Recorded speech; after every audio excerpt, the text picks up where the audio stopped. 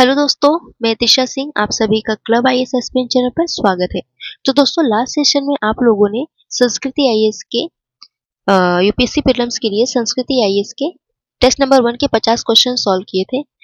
आज इस सेशन में आप लोग बाकी बचे हुए क्वेश्चंस को सॉल्व करेंगे। तो जिन लोगों ने इसके पहले का वीडियो नहीं देखा है पार्ट ए का, वो चैनल पर विजिट करके देख सकते हैं। ओके, क्वेश्चंस बहुत अच्छे हैं, क्वेश्चंस का पैटर्न बहुत अच्छा है, बिल्कुल एग्जाम के अकॉर्डिंग है। आई होप कि आपको अच्छा लगेगा और क्वेश्चंस को समझने में आसानी होगी। ओके, चलिए तो हम लोग क्वेश्चंस को स्टार्ट करते हैं।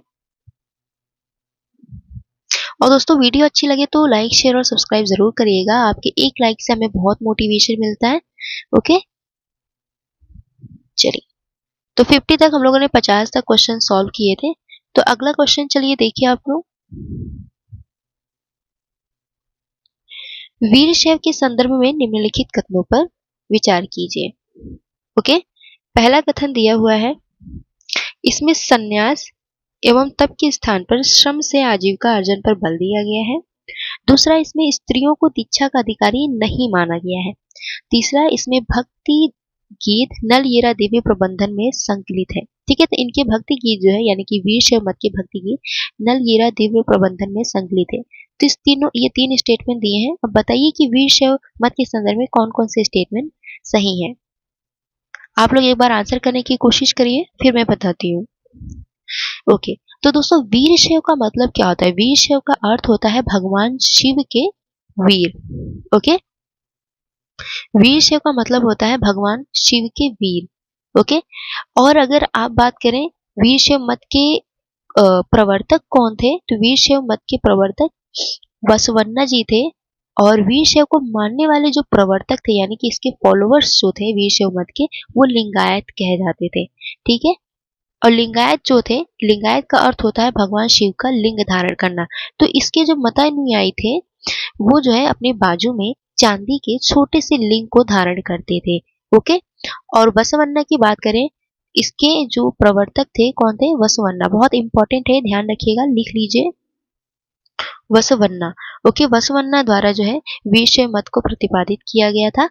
बसवन्ना किसके दरबारी मंत्री थे? तो ये भी कभी क्वेश्चन पूछ दिया, स्टेटमेंट में दे दिया, तो आप क्या करोगे? आपको पता नहीं रहेगा तो गलत कर दोगे। तो कलाचुरी राजा के दरबार मंत्री थे। ठीक है, दरबार में मंत्री थे, याद रखिएगा। ओके, और ये जो वीरशैव मत के लोग होते थे शिव की पूजा लिंग के रूप में करते थे। हमेशा ध्यान रखिएगा कि ये शिव की पूजा जो है लिंग के रूप में करते थे। ओके, चलिए अब स्टेटमेंट पे आए। तो इसमें संन्यास एवं तप के स्थान पर श्रम से आजीविका अर्जन पर बल दिया। तो आपका पहला स्टेटमेंट सही है कि वीरशैव मत के लोग जो है आजीविका के लिए श्रम पर आधारित थे, न कि संन्यास एवं तप पर। उनका मानना था कि श्रम से आजीविका का अर्जन करना चाहिए। तो आपका पहला स्टेटमेंट सही है। दूसरा जो दिया है कि इसमें स्त्रियों को दीक्षा का अधिकारी नहीं माना गया है, तो नहीं, ये आपका दूसरा स्टेटमेंट गलत हो जाता है, क्योंकि इसमें वीरशैव मत में स्त्रियों को दीक्षा का अधिकारी माना गया है। ओके, तीसरा है इसके भक्ति गीत जो है नल येरा देवी प्रबंधन में संकलित है, तो नहीं, इसके भक्ति गीत आपको नल येरा देवी प्रबंधन में देखने को नहीं मिलेगा। अगर नल येरा देवी प्रबंधन की बात करें तो ये जो है अलवार संत से संबंधित है, नल येरा देवी प्रबंधन। ठीक है, न कि वीरशैव मत से। अलवार संत से संबंधित है, यानी कि अलवार संत के जो भी उनकी विचारधाराएं थी आपको इसमें देखने को मिलेगा। ओके, तो आपके कितने स्टेटमेंट कौन कौन से सही हैं? पहला सही है, दूसरा गलत है और तीसरा भी गलत है। तो आंसर क्या हो जाएगा? केवल एक हो जाएगा। ठीक है, और याद रखिएगा कि वीरशैव मत जो है जातिवाद का विरोध करते थे। वर्णाश्रम जो धर्म था उसका भी विरोध करते थे। इसके साथ ये एकेश्वरवादी थे और ब्राह्मणवाद के खिलाफ थे, याद रखिएगा। ओके, चलिए नेक्स्ट क्वेश्चन देखिए। प्राचीन भारतीय इतिहास में भूमि के प्रकार के संबंध में निम्नलिखित युग्मों पर विचार कीजिए। तो दोस्तों अमर कोश जो है, जिसको अमर सिंह द्वारा लिखा गया है संस्कृत भाषा में, और अमर सिंह मैं लिख देती हूँ आपको, एक मिनट। ओके, अमर कोश,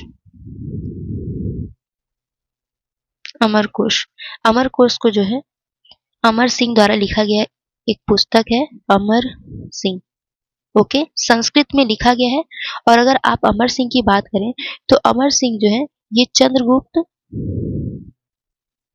द्वितीय के 9 रत्नों में से एक थे। ठीक है। अमरकोश ध्यान रखिएगा, अमरकोश को अमर सिंह द्वारा लिखा गया जो चंद्रगुप्त द्वितीय के नवरत्नों में से एक थे। और अमरकोश में जो है दोस्तों, अमरकोश में 12 प्रकार की भूमियों की चर्चा की गई है। ठीक है, 12 प्रकार की भूमियों का वर्णन मिलता है अमरकोश में, और इन्हीं 12 प्रकार की भूमियों में से ये 4 दिया गया है, और आपको बताना है कि इन भूमि के जो प्रकार दिए गए हैं इसकी क्या विशेषता थी। ठीक है, चलिए, इतनी याद जानकारी आपको पता होनी चाहिए थी जो मैंने आपको बता दिया है। अब देखिए अपरदा, अपरदा जो होते हैं तो बिना बंदोबस्त की हुई भूमि, बिना बंदोबस्त की हुई भूमि, की हुई भूमि का मतलब होता है कि खेती के लिए, जो भूमि खेती के लिए प्रयोग किया जाता है तो उसकी माप की जाती है, और उस खेती के लिए भूमि की माप की गई भूमि जिस पर आप लगान देते हो या फिर कर दिया जाता है तो बंदोबस्त की हुई भूमि होती है। ठीक है, और बिना बंदोबस्त की हुई भूमि को अमरकोश में अपरदा शब्द प्रयोग किया गया है, यानी कि ऐसी भूमि जो बिना बंदोबस्त की हुई होती थी। अपरहत, अगर आप अपरहत पे आएंगे तो अपरहत मतलब होता है परती भूमि। ओके, तो आपका दूसरा भी सही है। और अनुपजाऊ भूमि के लिए इसमें लिखा है खिल, तो खिल जो है दोस्तों बिना जोते हुए खेत को कहा जाता था, तो आपका तीसरा सही नहीं है। ठीक है, यहाँ पे अनुपजाऊ भूमि दिया है तो गलत हो जाता है। चौथा है शर्करा, शर्करा ऐसी भूमि जहाँ पे आपको जो भूमि होगी वहां पे आपको चूना पत्थर और कंकड़ समेत जो भूमि होती है, एक तरह से पथरीली भूमि, तो वो शर्करा भूमि कहलाता था, यानी कि चूना पत्थर के टुकड़ों से युक्त भूमि। ओके, तो कितने आपके सही हैं? तो 1, 2 और 3। तीसरा वाला स्टेटमेंट गलत था, ध्यान रखिएगा। तो कितने सही है टोटल? टोटल 3 सही है, तो आंसर क्या हो जाएगा? ऑप्शन सी हो जाएगा। ओके, अगला देखिए, पंडवानी लोकगीत के संदर्भ में निम्नलिखित कथनों पर विचार कीजिए। ओके, तो यह संगीत यह संगीत महाभारत के विभिन्न चरित्रों की शौर्य गाथाओं पर आधारित है। इसमें वादन एवं गायन दोनों का समावेश किया गया है। तीसरा है, यह महिला लोक कलाकारों द्वारा सैनिकों के मनोरंजन के लिए गाया जाता है। तो बताइए कितने कथन सही है? एक बार आप लोग बताने की कोशिश करें। तो दोस्तों, पंडवानी लोकगीत, ध्यान रखिएगा ये लोकगीत किन क्षेत्रों में प्रसिद्ध है या किन राज्यों का ये लोकगीत है? तो आपको देखने को मिलेगा पंडवानी लोकगीत छत्तीसगढ़ में, मध्य प्रदेश में, उड़ीसा में और आंध्र में गाया जाता है ये लोकगीत। ओके, और अगर इसकी विशेषताओं की बात करें तो ये जो पंडवानी लोकगीत है महाभारत के विभिन्न चरित्रों की शौर्य गाथाओं का वर्णन करता है। ठीक है, आप देखेंगे, आप यूट्यूब पर सर्च करके देखिए, इसमें बीजन भाई जो है इनको पद्मश्री अवार्ड से सम्मानित किया गया है, बीजन भाई को। तो पंडवानी लोकगीत के लिए काफी प्रसिद्ध है। तो आप जब ये वीडियो देखेंगे ना यूट्यूब पर सर्च करके, तो काफी अच्छे से समझ में आएगा कि महाभारत के जो विभिन्न हमारे वीर योद्धा थे उन्हीं के बहुत सारे इस पंडवानी लोकगीत के माध्यम से बहुत सारे युद्धों को उसमें एक गीत के माध्यम से बताया जाता है, उसमें एक्सप्रेशन के साथ। और इस पंडवानी लोकगीत में वादन का भी प्रयोग होता है और गायन का, दोनों का समावेश देखने को मिलेगा। ठीक है, तीसरा देखिए, तो यह महिला लोक कलाकारों द्वारा सैनिकों के मनोरंजन के लिए गाया जाता है, तो नहीं। ये जो एक लोकगीत होता है, आप देखिएगा लावड़ी, लावड़ी ये महाराष्ट्र में काफी प्रसिद्ध है, महाराष्ट्र का है, लोकगीत है महाराष्ट्र में। यहाँ पे जो है महिलाएं, इस लावड़ी लोकगीत में महिलाएं जो है एक अपने सैनिकों के मनोरंजन के लिए ये लोकगीत गाया करती है। तो आपका तीसरा स्टेटमेंट सही नहीं है। तीसरा जो संदर्भ है, स्टेटमेंट है, ये लावड़ी के संदर्भ में है। ओके, तो केवल 2 ही स्टेटमेंट सही है, तो आंसर हो जाएगा ऑप्शन बी। अगला क्वेश्चन देखिए, चलिए, निम्नलिखित पर विचार कीजिए। पहला कथन है, निर्माण सामग्री के रूप में मुख्यतः ईंटों का प्रयोग। दूसरा, कमानीदार छतें एवं नुकीली मेहराब। तीसरा, रंगीन कांच का प्रयोग। चौथा, फ्लाइंग बट्रेस। अब बताइए गोथिक वास्तुकला के संदर्भ में कौन सा कथन सही है? ओके, ये जब सभी क्वेश्चंस जो हैं आर्ट एंड कल्चर के हैं। तो अगर आप लोग हमारे चैनल पर नए आए हैं तो आपको बता दें कि इस प्लेटफॉर्म पर आपको विजन आईएएस, दृष्टि आईएएस और संस्कृत आईएएस यूपीएससी के लिए इन तीनों इंस्टीट्यूट के टेस्ट पेपर को सॉल्व कराया जाता है। और अगर आपको पीडीएफ चाहिए तो कमेंट बॉक्स में लिंक मेंशन कर दिया गया है, आप वहां से पीडीएफ डाउनलोड कर सकते हैं।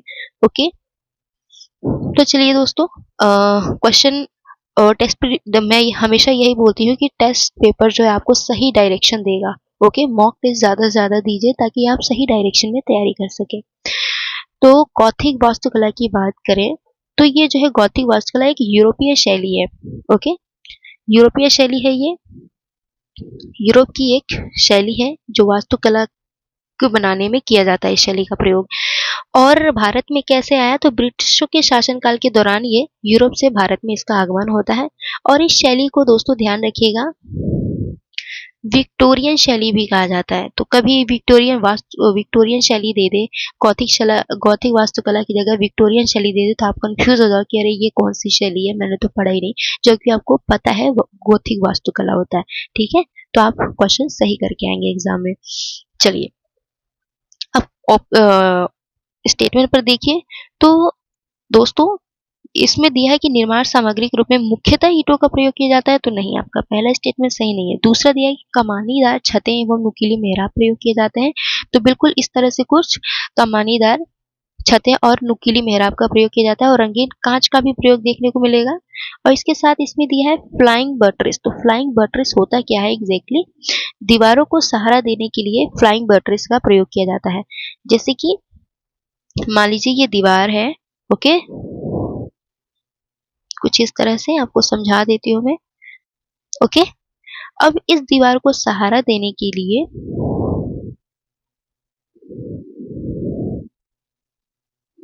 ओके,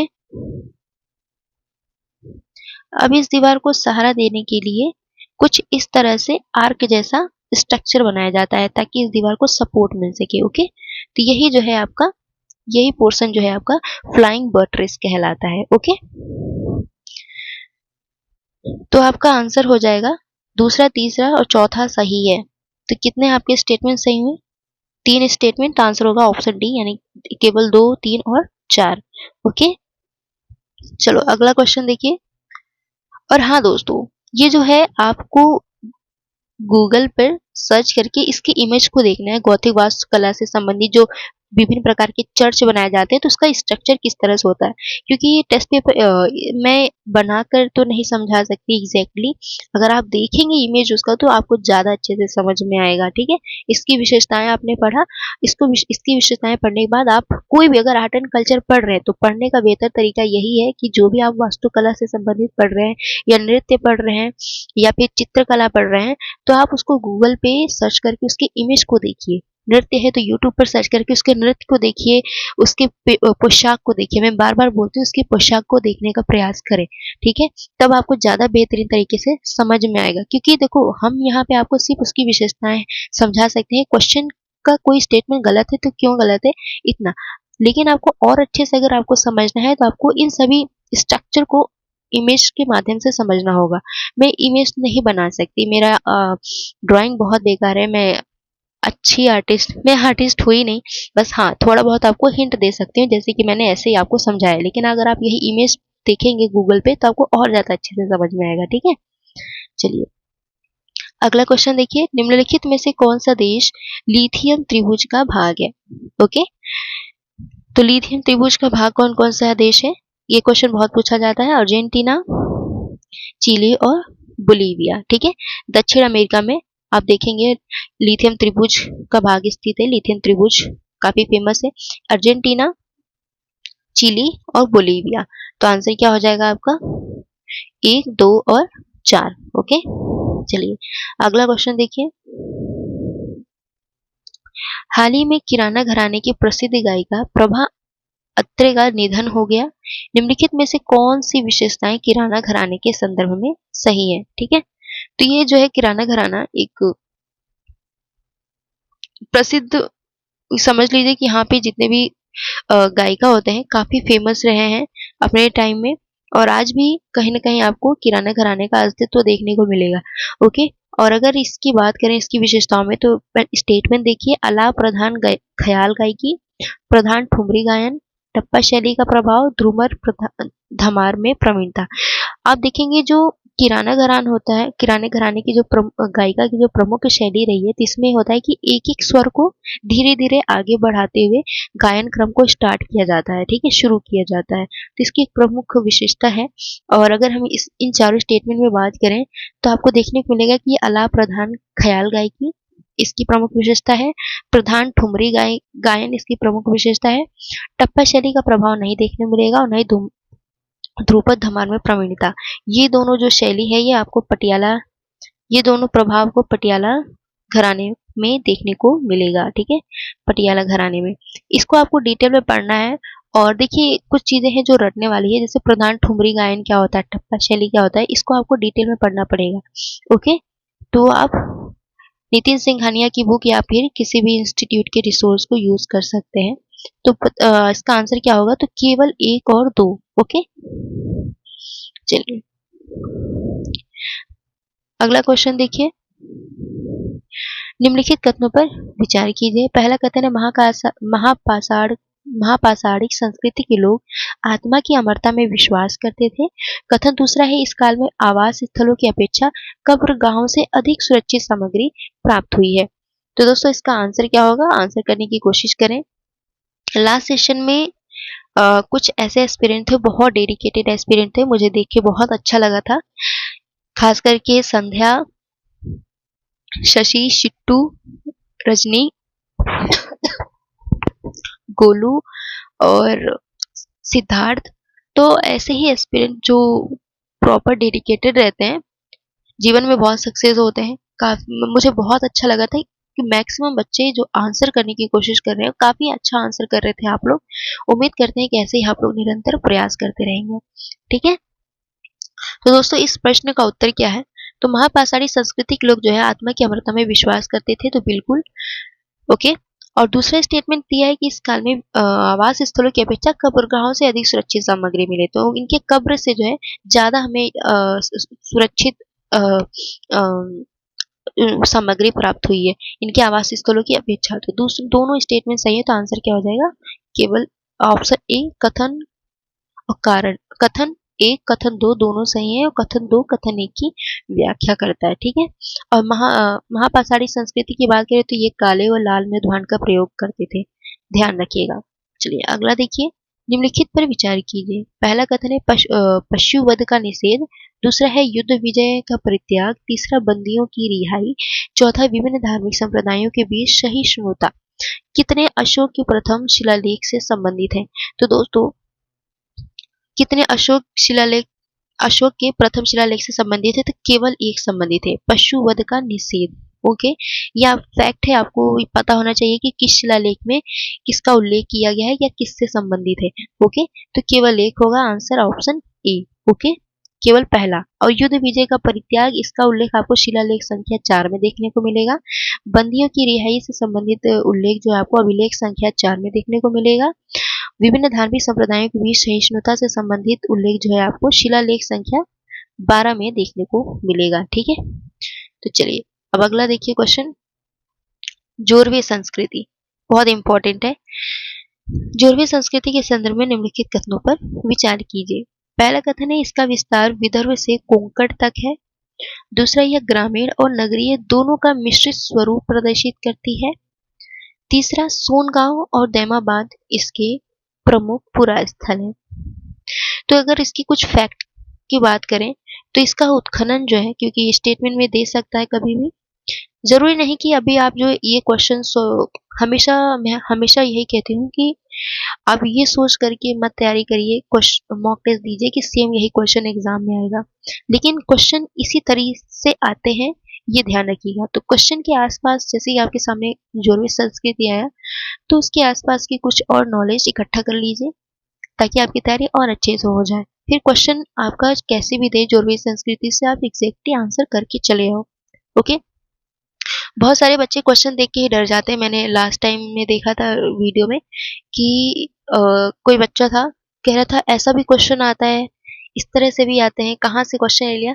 तो देखो, एग्जाम में कोई भरोसा नहीं है कि कैसा क्वेश्चन आ जाए, किसी को कुछ नहीं पता होता है। बस अपनी तैयारी जो है इतनी बेहतर करिए कि क्वेश्चन कहीं से भी आए, आप आंसर करके सही एवरेज आंसर एटलीस्ट आपको आनी चाहिए।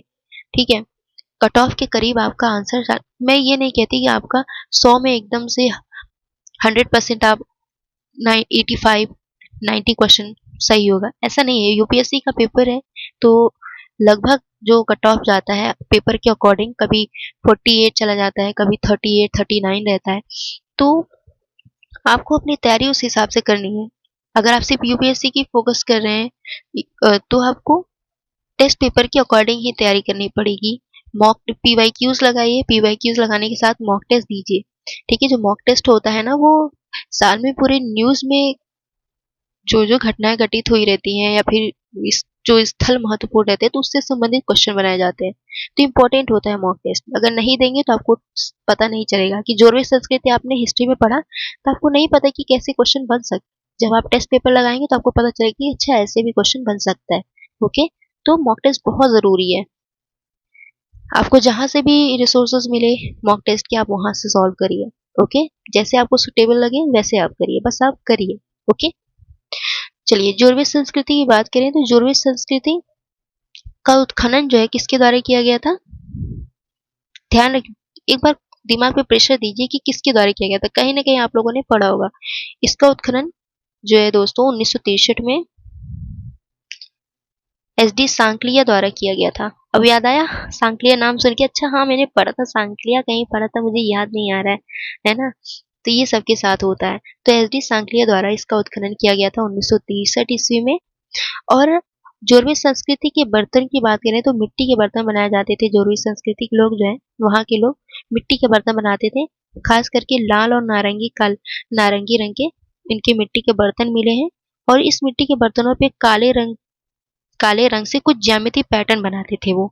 ठीक है, ये इसकी कुछ महत्वपूर्ण विशेषताएं होगी। अगर आप क्वेश्चन पे आएंगे तो क्वेश्चन में दिया है कि इसका विस्तार विदर्भ से कोंकण तक था, तो नहीं। ठीक है, विदर्भ से कोंकण तक नहीं था, बल्कि यह पूरे महाराष्ट्र में विदर्भ को छोड़ करके समूचे महाराष्ट्र में जोरवी संस्कृति का प्रभाव था।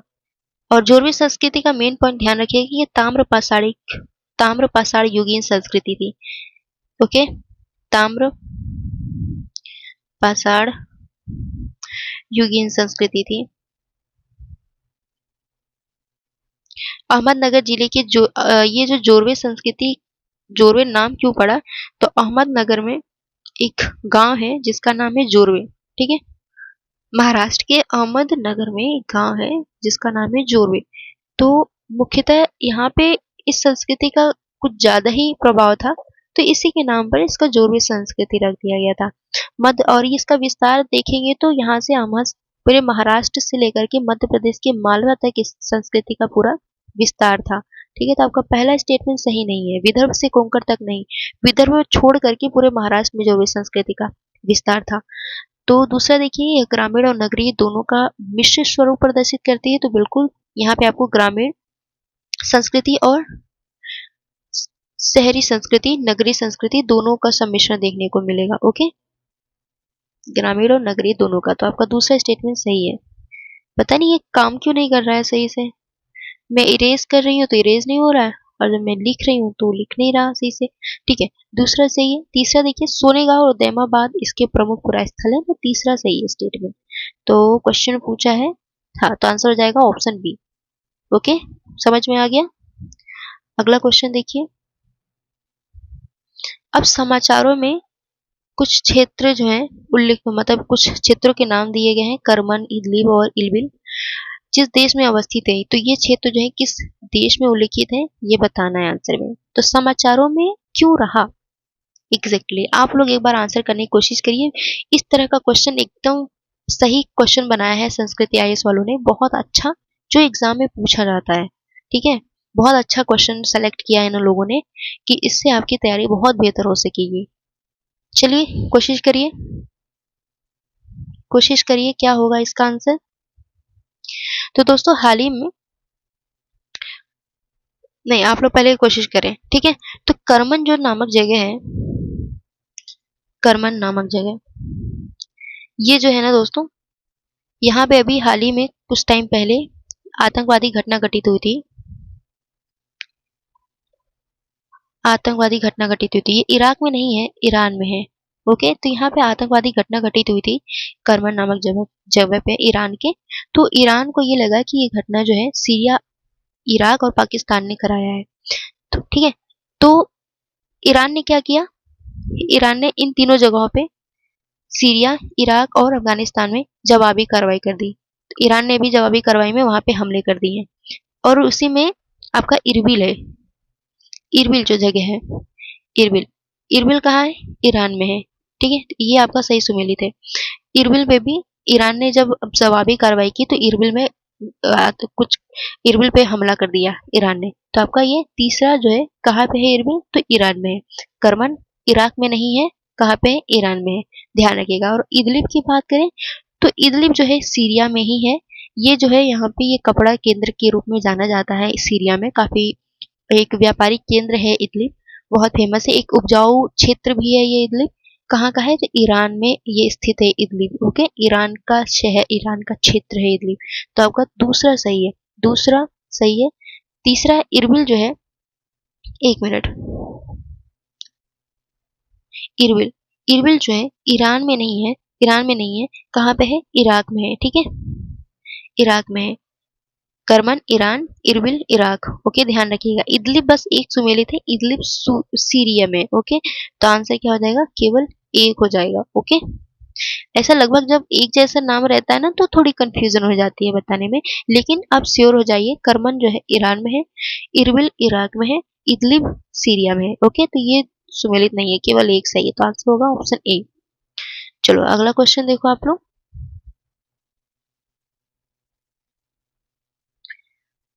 ओके, चोल काल के संदर्भ में निम्नलिखित कथनों पर विचार कीजिए। ग्रामीण स्तर पर अधिकार एवं सामाजिक स्तर पर पदानुक्रम अनुपस्थित था। दूसरा दिया है महिलाओं को मंदिर प्रबंधन का प्राधिकार दिया गया था। तीसरा दिया है कृषक मजदूरों का निवास क्षेत्र जो है परई चेरी कहलाता था। तो अब बताना है कि कौन सा स्टेटमेंट सही है। तो दोस्तों, चोल काल की बात करें तो चोल काल में ग्रामीण स्तर पर अधिकार एवं सामाजिक स्तर का पदानुक्रम अनुपस्थित नहीं था बल्कि उपस्थित था। तो आपका पहला स्टेटमेंट गलत हो जाता है। दूसरा दिया कि महिलाओं को मंदिर प्रबंधन का अधिकार प्रदान किया गया था, तो नहीं, महिलाओं को मंदिर प्रबंधन का अधिकार प्रदान नहीं किया गया था। ओके, कृषक मजदूरों का निवास क्षेत्र जो है परई चेरी कहलाता था। तो आपका तीसरा स्टेटमेंट सही है कि जो कृषक मजदूर का जो निवास क्षेत्र था जहां वो रहते थे जिस क्षेत्र में, उसको परई चेरी कहते थे। ओके, तो आंसर हो जाएगा केवल 3। Okay, option C. चलिए नेक्स्ट क्वेश्चन देखिए। निम्नलिखित पर विचार कीजिए। सजीवता एवं मौलिकता, मोटे उत्तरीय वस्त्रों का प्रयोग, सुसज्जित प्रभामंडल की अनुपस्थिति, मथुरा शैली के प्रतिमानों पर आधारित। अब उपरोक्त में से कौन सी गुप्तकालीन मूर्तिकला की विशेषता है। ओके, तो क्वेश्चन में पूछ रहा है गुप्तकालीन मूर्तिकला की विशेषता। ओके, तो अगर आप गुप्तकालीन मूर्तिकला की बात करें तो यहाँ पे हिंदू धर्म से संबंधित, गुप्त काल में हिंदू धर्म से संबंधित मूर्तियों को काफी ज्यादा बढ़ावा मिला। तो हिंदू धर्म से संबंधित मूर्तियां काफी ज्यादा बनाई गई थी गुप्त काल में। ओके, और साथ ही में जैन धर्म से संबंधित भी कुछ मूर्तियां बनाई गई थी और बौद्ध धर्म से भी संबंधित कुछ मूर्तियां बनाई थी, लेकिन ज्यादातर आपको हिंदू धर्म से देखने को मिलेगा। ओके, और गुप्तकालीन मूर्तिकला की विशेषता बात करें तो इन लोग पत्थर पर नक्काशी करते थे। ओके, पत्थरों पर उकेर उकेर कर उस पर नक्काशी करते थे, काफी बेहतर मूर्तियों को बनाते थे। चलिए अब इसकी विशेषता की बात करें तो सजीवता में मौलिकता देखने को मिलता है, तो पहला सही है। मोटे और उत्तरी वस्त्रों का प्रयोग किया गया है, दूसरा भी सही है। और तीसरा जो दिया है कि सुसज्जित प्रभामंडल की अनुपस्थिति, तो नहीं, सुसज्जित प्रभामंडल मूर्तियों में आप देखेंगे तो प्रभामंडल की उपस्थिति थी और काफी बेहतर तरीके से थी, तो अनुपस्थिति नहीं थी, उपस्थिति थी। तो तीसरा स्टेटमेंट गलत हो जाता है। चौथा दिया है मथुरा शैली के प्रतिमानों पर आधारित थी, तो बिल्कुल चौथा स्टेटमेंट भी सही है। और बहुत सारे बच्चे जो आर्ट एंड कल्चर नहीं पढ़े होंगे तो वो नहीं जानते कि मथुरा शैली क्या है, गांधार शैली क्या है। ये सभी अब जब मूर्ति कला पढ़ेंगे तो मूर्ति कला में मुख्यतः 3 प्रमुख शैलियां हैं। ठीक है, मूर्ति कला में मुख्यतः 3 प्रमुख शैलियां पढ़ेंगे आप लोग, गांधार, ठीक है, मथुरा और अमरावती। ठीक है, इस टेस्ट पेपर लगाने के बाद आप लोग आर्ट एंड कल्चर पढ़िए, तब आपको समझ में आएगा सारी चीजें। अमरावती, ओके। गंधार जो है आपको पाकिस्तान अफगानिस्तान क्षेत्र में देखने को मिलेगा। वहाँ पे जो मूर्तियां बनाई गई उनकी अपनी कुछ जिस पर यूनानी कला का भी प्रभाव देखने को मिलता है, तो वहाँ पे गंधार मूर्ति कला कहा गया। मथुरा में मथुरा शैली का प्रभाव देखने को मिलता है मूर्ति कला में। और अमरावती में यहाँ कृष्णा नदी के तट पर स्थित जो मूर्तियां बनाई गई वो अमरावती शैली के अंतर्गत रखी गई है। ठीक है, तो आपको ये डिटेल में पढ़ना है। और एक टेस्ट, बहुत सारे बच्चे होते हैं कि वो ये एक्सपेक्ट करते हैं कि एक टेस्ट पेपर के माध्यम से उनको सारा सिलेबस रिवाइज हो जाए। तो देखिए, मुझे सिलेबस रिवाइज कराने में कोई प्रॉब्लम नहीं है, लेकिन मैक्सिमम बच्चे टेस्ट पेपर इसलिए लगाते हैं कि उनका बस प्रैक्टिस हो जाए। सिलेबस रिवाइज वो खुद से करके आते हैं और फिर टेस्ट पेपर लगाते हैं। हमारे मैक्सिमम एस्पिरेंट है जो डेडिकेटेड है वो इसी वजह से लगाते हैं। आप ये सोच करके मत आइए कि एक टेस्ट पेपर के माध्यम से आपको हर एक चीज डिटेल में एक एक क्वेश्चन बताया जाएगा। तो मैं बता सकती हूँ, लेकिन फिर आप लोग ही शिकायत करने लगते हो कि वीडियो काफी लंबी हो गई है। ठीक है, वीडियो काफी ज्यादा लंबी हो गई, 3-4 घंटे की वीडियो हो गई, बोरियत हो गई। तो हम लोग उसी हिसाब से क्वेश्चन को सॉल्व कराते हैं कि उसके आसपास के कुछ पॉइंट्स को बता दिया, और बहुत डिटेल में भी नहीं गया और नहीं बहुत ज्यादा लाइटली एकदम ऊपर से आंसर आंसर कि हाँ इसका आंसर ऑप्शन ए है, इसका आंसर ऑप्शन बी है, ऐसे भी नहीं बताते। उसके आसपास के पॉइंट्स को भी बता देते हैं जो एग्जाम के पॉइंट ऑफ व्यू से इंपॉर्टेंट होता है। डिटेल में पढ़ना, या अगर आप डिटेल में पढ़ना चाहते हैं तो इसकी प्रॉपर क्लासेस दी गई हैं हमारे ऐप पर। ठीक है, एप्लीकेशन को डाउनलोड करिए, वहां से आप सारे टॉपिक्स को डिटेल में पढ़िए, कॉन्सेप्ट में पढ़ाया गया है। ठीक है, आप पढ़ेंगे तो आपको बहुत अच्छा लगेगा और सारे क्वेश्चंस को समझने में आसानी होगी। ओके, तो इसका आंसर क्या है? इसका आंसर है ऑप्शन सी, यानी 1, 2 और 4। ओके, हमेशा ध्यान रखिएगा दोस्तों, बहुत सारे बच्चे होते हैं जो टेस्ट पेपर के माध्यम से ही अपने एग्जाम की तैयारी करते हैं कि सिर्फ टेस्ट पेपर लगाओ और फिर एग्जाम दे के आओ। ऐसा नहीं होता है, पहले पढ़ना पड़ता है, सिलेबस प्रॉपर रिवाइज करना पड़ता है, उसके बाद फिर मॉक टेस्ट लगाइए। मॉक टेस्ट लगाने से आपका प्रैक्टिस होगा, ना कि आपके एग्जाम की तैयारी।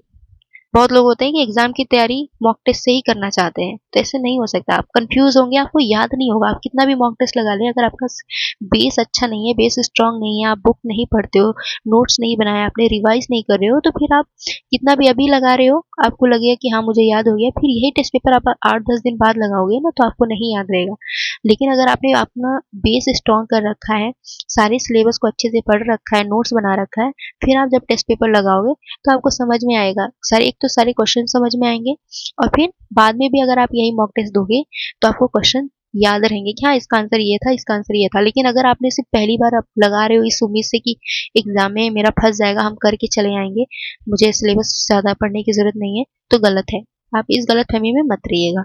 ओके, अगर आपने नहीं पढ़ा है, सिलेबस को रिवाइज करिए, और एग्जाम, हाँ टेस्ट पेपर देख रहे हैं अच्छी बात है, इस पर्पज से देखिए कि आप बुक जब पढ़ें तो आपको सही डायरेक्शन पता चले।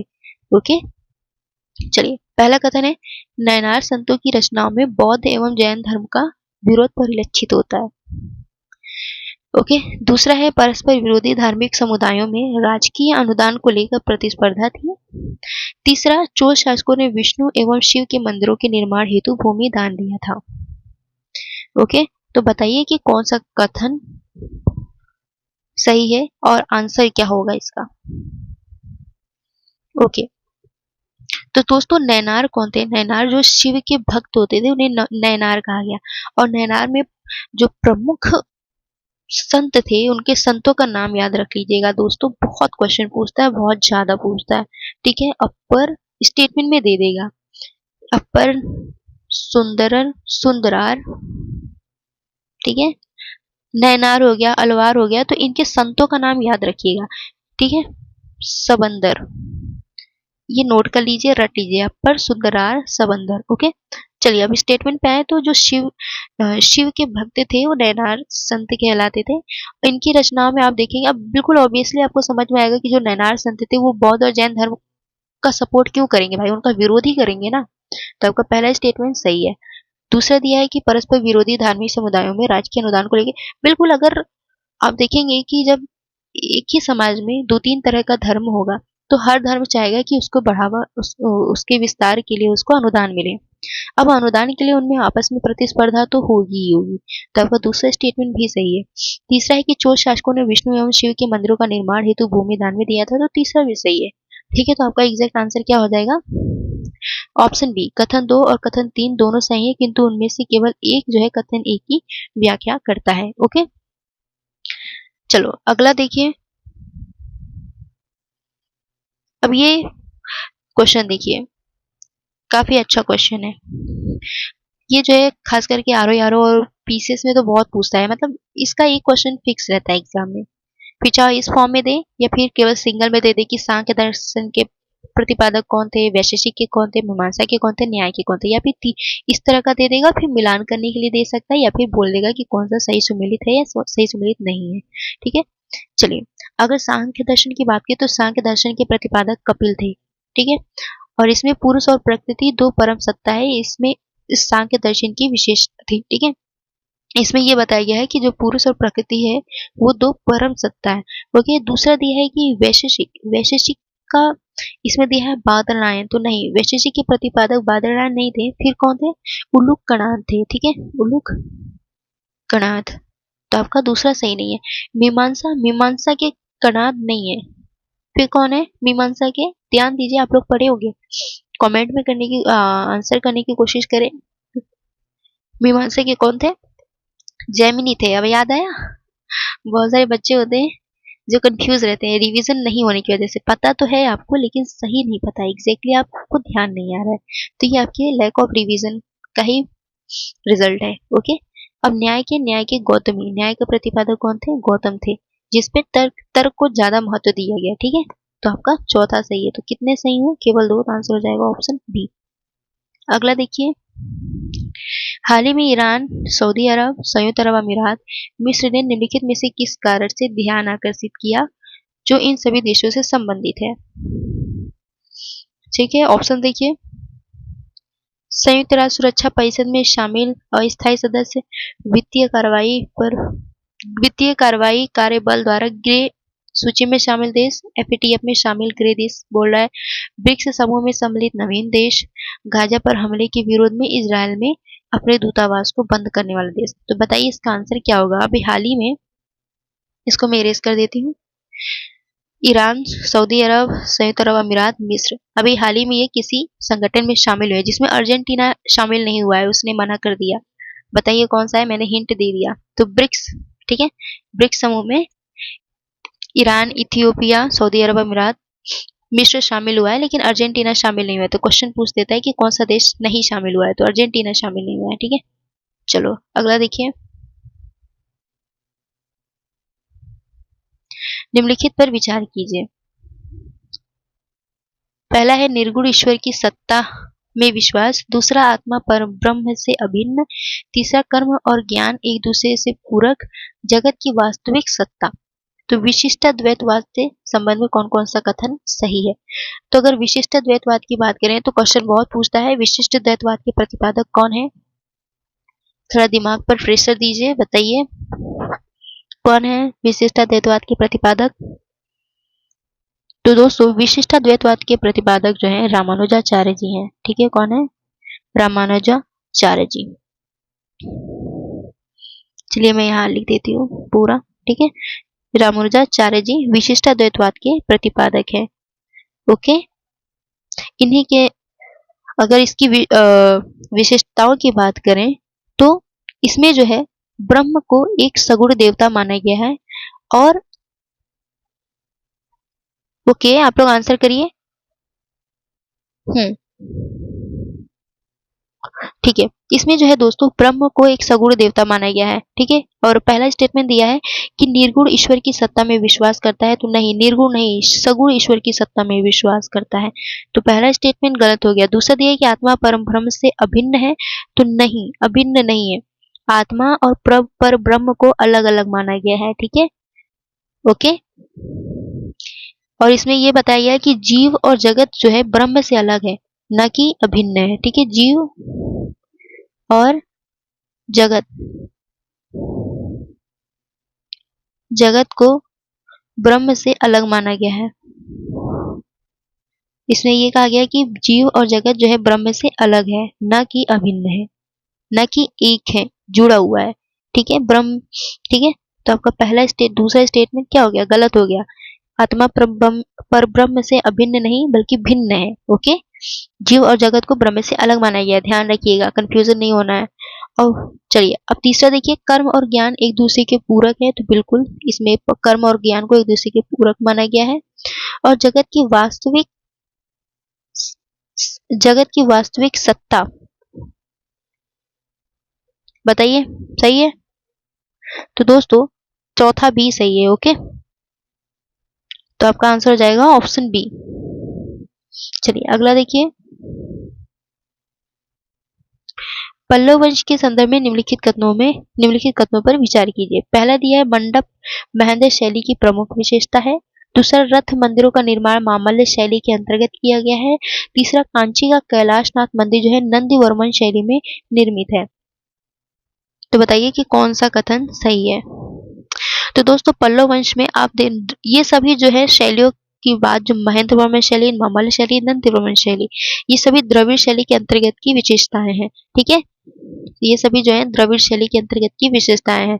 ओके, और जो कि पल्लव काल में आप देखेंगे महेंद्र वर्मन शैली, मामल्य शैली, नंदीवर्मन शैली। आप जब पल्लव वंश में वास्तुकला पढ़ेंगे द्रविड़ शैली, तो आपको महेंद्र वर्मन शैली, मामल्य शैली और नंदीवर्मन शैली देखने को मिलेगा। ठीक है, इसकी अपनी कुछ विशिष्ट विशेषताएं हैं जो कि आपको अपने नोट्स, अगर आपने पढ़ा तो अपना नोट्स रिवाइज करके देख सकते हैं। अगर हम इसमें बात करें तो जो मंडप बनाए गए थे वो महेंद्र वर्मन शैली की प्रमुख विशेषता थी। ठीक है, तो आपका पहला स्टेटमेंट सही है। रथ मंदिरों का निर्माण जो है मामल्य शैली में किया गया है, तो दूसरा भी सही है। तीसरा दिया है कि कांची का कैलाशनाथ मंदिर जो है नंदीवर्मन शैली में निर्मित है, तो नहीं, कांची का जो कैलाशनाथ मंदिर है नंदीवर्मन शैली में नहीं निर्मित है, बल्कि राजसिंह शैली में निर्मित है। ठीक है, राजसिंह शैली में निर्मित है, तो आपका तीसरा सही नहीं है। आंसर हो जाएगा 1 और 2 दोनों। अगला देखिए, निम्नलिखित कथनों पर विचार कीजिए। पहला कथन है, सातवाहन शासकों ने व्यापार हेतु शीशे के सिक्कों का प्रयोग किया। सातवाहन शासकों ने किसका प्रयोग किया? व्यापार के लिए किस धातु के या फिर किस प्रकार के सिक्के का प्रयोग किया? तो शीशे के सिक्के का प्रयोग किया। दूसरा दिया है कि दक्षिण भारतीय क्षेत्र में चांदी पर्याप्त मात्रा में उपलब्ध नहीं थी। तो अब इसका आंसर करने की कोशिश करें आप लोग। ओके, तो दोस्तों आप लोग देखेंगे कि दक्षिण भारत में उस टाइम चांदी पर्याप्त मात्रा में उपलब्ध नहीं थी। इस वजह से सातवाहन शासकों ने व्यापार के लिए शीशे के सिक्के का प्रयोग किया था। आप देखेंगे कि दक्षिण भारत में सातवाहन शासकों के शासनकाल में चांदी के सिक्के बहुत कम देखने को मिले हैं। ठीक है, चांदी के सिक्के बहुत कम बनाए गए थे। ठीक है, तो इस वजह से आपका आंसर क्या हो जाएगा? ऑप्शन ए, चांदी की पर्याप्त उपलब्धता न होने की वजह से शीशे के सिक्कों का प्रयोग किया गया था सातवाहन शासकों द्वारा व्यापार के लिए। तो आंसर हो जाएगा ऑप्शन ए। अगला देखिए, कुछ गुप्तकालीन पदाधिकारियों के नाम दिए गए हैं और उसका दायित्व दिया है। अब बताइए कि कौन सा आंसर सही होगा आपका। ओके, तो दोस्तों ध्रुवाधिकरण, जो गुप्तकालीन पदाधिकारी में पहला देखिए, ध्रुवाधिकरण जो है भूमि कर संग्रहकर्ता को कहते थे। ठीक है, ओके, तो आपका पहला स्टेटमेंट सही है।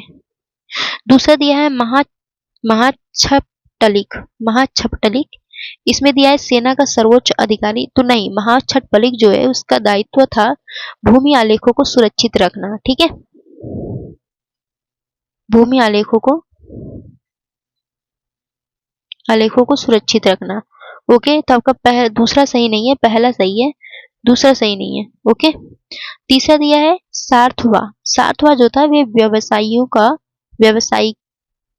व्यवसायिकों का प्रधान होता था। जो व्यवसाय करने वाले व्यवसायिक होते थे उनका प्रधान जो है सार्थवा कहलाता था। तो तीसरा सही है। चौथा दिया है महासंधि विग्रहिक, तो ये विदेश मंत्री होता था।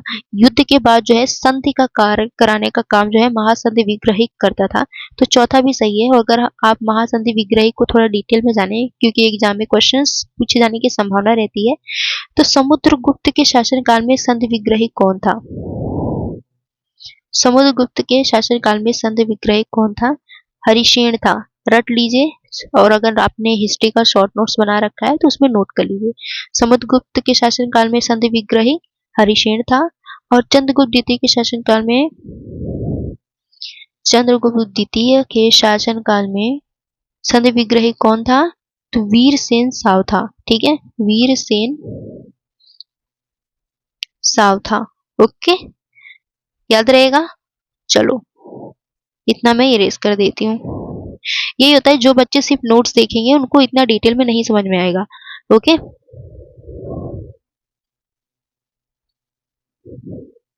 चलिए, तो आपका आंसर हो जाएगा तीन स्टेटमेंट सही है ना, तो आंसर होगा ऑप्शन सी। अगला देखिए,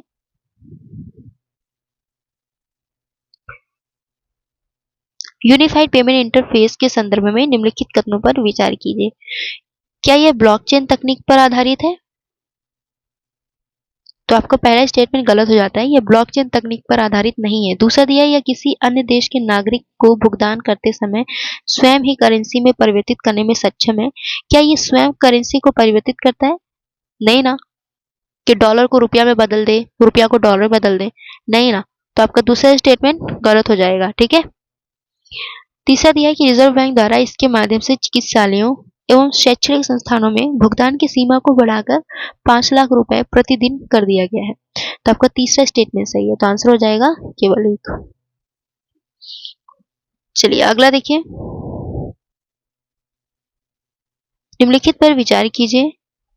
खरोष्ट लिपि का ज्ञान, छत्रप शासन प्रणाली का प्रचलन, उलूक शैली में सिक्कों का प्रचलन, अभिकेर उत्तीर्ण करने की प्रथा। ओके, अब क्वेश्चन पूछ रहा है, उपरोक्त में से कितने ईरानी आक्रमण के भारत के प्रभावों को संदर्भित करता है? तो ईरानी आक्रमण का भारत पर क्या प्रभाव पड़ा, उपरोक्त में से बताना है कि कौन कौन से प्रभाव पड़े हैं। ओके, तो ठीक है। तो दोस्तों, जब ईरानियों का भारत में आक्रमण पड़ा तो इससे जो है खरोष्ट लिपि का ज्ञान भारतीयों को हुआ, छत्रप शासन प्रणाली का प्रचलन हुआ। ओके, और अभिलेख उत्तीर्ण करने की प्रथा शुरू हुई। उलूक शैली में सिक्कों का प्रचलन जो है, ये ईरानियों के भारत पर आक्रमण करने का प्रभाव नहीं था, ये ईरानियों की विशेषता नहीं थी। खास करके अगर बात करें उलूक शैली जो है भारत और यूनान के बीच जब व्यापार संबंध स्थापित हुआ, ये यूनानियों की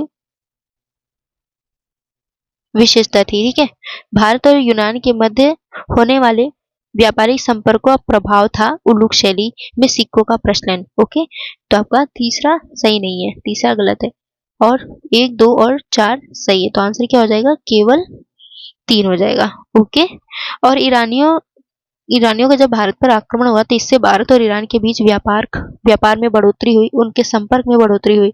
और इसके साथ साथ आप देखेंगे मौर्य वास्तुकला में ईरानी प्रभाव देखने को मिलेगा। जब आप मौर्य वास्तुकला पढ़ेंगे ना, तो मौर्य वास्तुकला में अशोक स्तंभ में आपको इसका प्रभाव देखने को मिलेगा, ईरानी प्रभाव। इसके साथ साथ पश्चिमोत्तर भारत में पर्सियन चांदी के सिक्के भी प्रचलित हुए ईरानियन आक्रमण के कारण। पर्सियन चांदी के सिक्के, ओके, पर्सियन चांदी के सिक्के फेमस हुए। और ये छत्रप शासन प्रणाली ईरानियों के आक्रमण कारण भारत में प्रसिद्ध हुआ। इसमें क्या होता है, छत्रप शासन प्रणाली में राज्य को प्रांतों में बांट दिया जाता था। उस समय छत्रप शासन प्रणाली के अंतर्गत राज्यों को प्रांतों में बांट दिया जाता था, और इन प्रांतों पर शासन करने वाला अधिकारी जो है छत्रप कहा जाता था। ठीक है, तो ध्यान रहेगा, इसी का परिणाम था, ईरानी आक्रमण का परिणाम ही था छत्रप शासन प्रणाली। रट लीजिए, और खरोष्ट लिपि का ज्ञान भी ईरानी आक्रमणकारियों के कारण ही भारत में हुआ। चलो अगला देखिए, प्रयाग प्रशस्ति के संदर्भ में निम्नलिखित कथनों पर विचार कीजिए। इसकी रचना संस्कृत भाषा में एवं चंपू शैली में की गई। दूसरा है, इस पर अशोक और जहांगीर के लेख उत्कीर्ण हैं। तीसरा है, इसमें समुद्रगुप्त द्वारा किए गए अश्वमेध यज्ञ की जानकारी प्राप्त होती है। तो बताना है कि कौन सा कथन सही है। अब आप लोग बहुत जगहों पे प्रयाग प्रशस्ति अलग अलग टेस्ट दिए होंगे, एग्जाम दिए होंगे, तो आप लोग प्रयाग प्रशस्ति के बारे में पढ़े होंगे, है ना। प्रयाग प्रशस्ति की रचना किसने की है, एग्जाम में बहुत पूछता है। प्रयाग प्रशस्ति की रचना किसने की है, बताओ बताओ जरा आप लोग। थोड़ा थोड़ा याद आ रहा होगा, मैम ऑप्शन दे दीजिए तो मुझे याद आ जाएगा। ठीक है, तो नाम याद आया, आपको याद आ गया या हरिसेन द्वारा जो है प्रयाग प्रशस्त की रचना की गई थी। ओके, और इसमें चंपू शैली दिया हुआ है, थोड़ा सा चंपू शैली के बारे में भी जान लीजिए। चंपू शैली जो है साहित्यिक रचना के लिए चंपू शैली का प्रयोग किया जाता है। आप लोग नॉर्मली देखेंगे तो गद्य और पद्य दोनों अलग अलग होता है ना। कविता के लिए पद्य शैली यूज किया जाता है और कहानियों के लिए, कहानी लिखने के लिए गद्य में लिखा जाता है। लेकिन चंपू शैली में आप देखेंगे गद्य और पद्य दोनों का मिश्रण होता है। ठीक है, गद्य और पद्य दोनों का मिश्रण आपको चंपू शैली में, यानी कि आपको गद्य के साथ साथ कुछ कविताएं भी लिखी हुई देखने को मिलेंगी इस चंपू शैली के अंतर्गत। ओके, जहाँ पे गद्य और पद्य दोनों का मिश्रण दिखे जिस शैली में, उसे चंपू शैली कहते हैं। और इसकी अगर कुछ और डिटेल में जानना चाहते हैं तो इसकी रचना किसने की, चंपू शैली की रचना, तो याद रखिएगा त्रिविक्रम भट्ट। ओके, याद रहेगा, चंपू शैली त्रिविक्रम भट्ट, गद्य और पद्य दोनों का मिश्रण देखने को मिलेगा। और मेनली ये खासकर संस्कृत साहित्य में इसका प्रयोग किया जाता है चंपू शैली का। ओके, अब चलिए क्वेश्चन पे आते हैं ताकि आपको क्वेश्चन अच्छे से समझ में आ जाए। अब इसकी रचना आप देखेंगे प्रयाग प्रशस्त की रचना हरिसेन ने की थी और इसकी रचना संस्कृत भाषा एवं चंपू शैली में की गई, तो पहला स्टेटमेंट सही है। दूसरा, इस पर अशोक और जहांगीर की लेख उत्कीर्ण है, तो दूसरा स्टेटमेंट भी सही है। लेकिन तीसरा जो दिया है इसमें कि समुद्रगुप्त द्वारा किए गए अश्वमेध यज्ञ की जानकारी मिलती है, तो नहीं। समुद्रगुप्त द्वारा जो अश्वमेध यज्ञ किया गया था इसकी जानकारी जो है समुद्रगुप्त के सिक्कों के माध्यम से पता चलता है, ना कि प्रयाग प्रशस्ति से। ठीक है, तो सिक्कों द्वारा इसकी जानकारी मिलती है। ओके, तो आपका ये तीसरा सही नहीं है, तो आंसर क्या हो जाएगा, 1 और 2 दोनों। अगला देखिए, निम्नलिखित कथनों पर विचार कीजिए। पूछा है कि कितनी नवपाषाण कालीन संस्कृति की विशेषताएं हैं। ओके, माइक्रोलिथ का प्रयोग, स्थायी निवास, पॉलिश युक्त हथियार, पशु चर्म निर्मित वस्त्र। तो बताइए नवपाषाणकालीन संस्कृति की कौन कौन सी विशेषताएं हैं। तो आप लोग जानते होंगे कि नवपाषाण काल आते आते खेती करने लगे थे। ठीक है, जानवरों को पालने लगे थे, बुनाई का काम शुरू कर दिए थे। तो ये सभी नवपाषाणकालीन संस्कृति की विशेषताएं थी। लेकिन इसमें कौन कौन सी थी, तो आप देखेंगे माइक्रोलिथ का प्रयोग जो है नवपाषाणकालीन संस्कृति की विशेषता नहीं थी। तो ये किसकी विशेषता थी, उत्तर पूर्व पाषाण काल और मध्य पाषाण काल की विशेषता थी। माइक्रोलिथ का प्रयोग जो है किस समय किया गया था, उत्तर पूर्व पाषाण काल,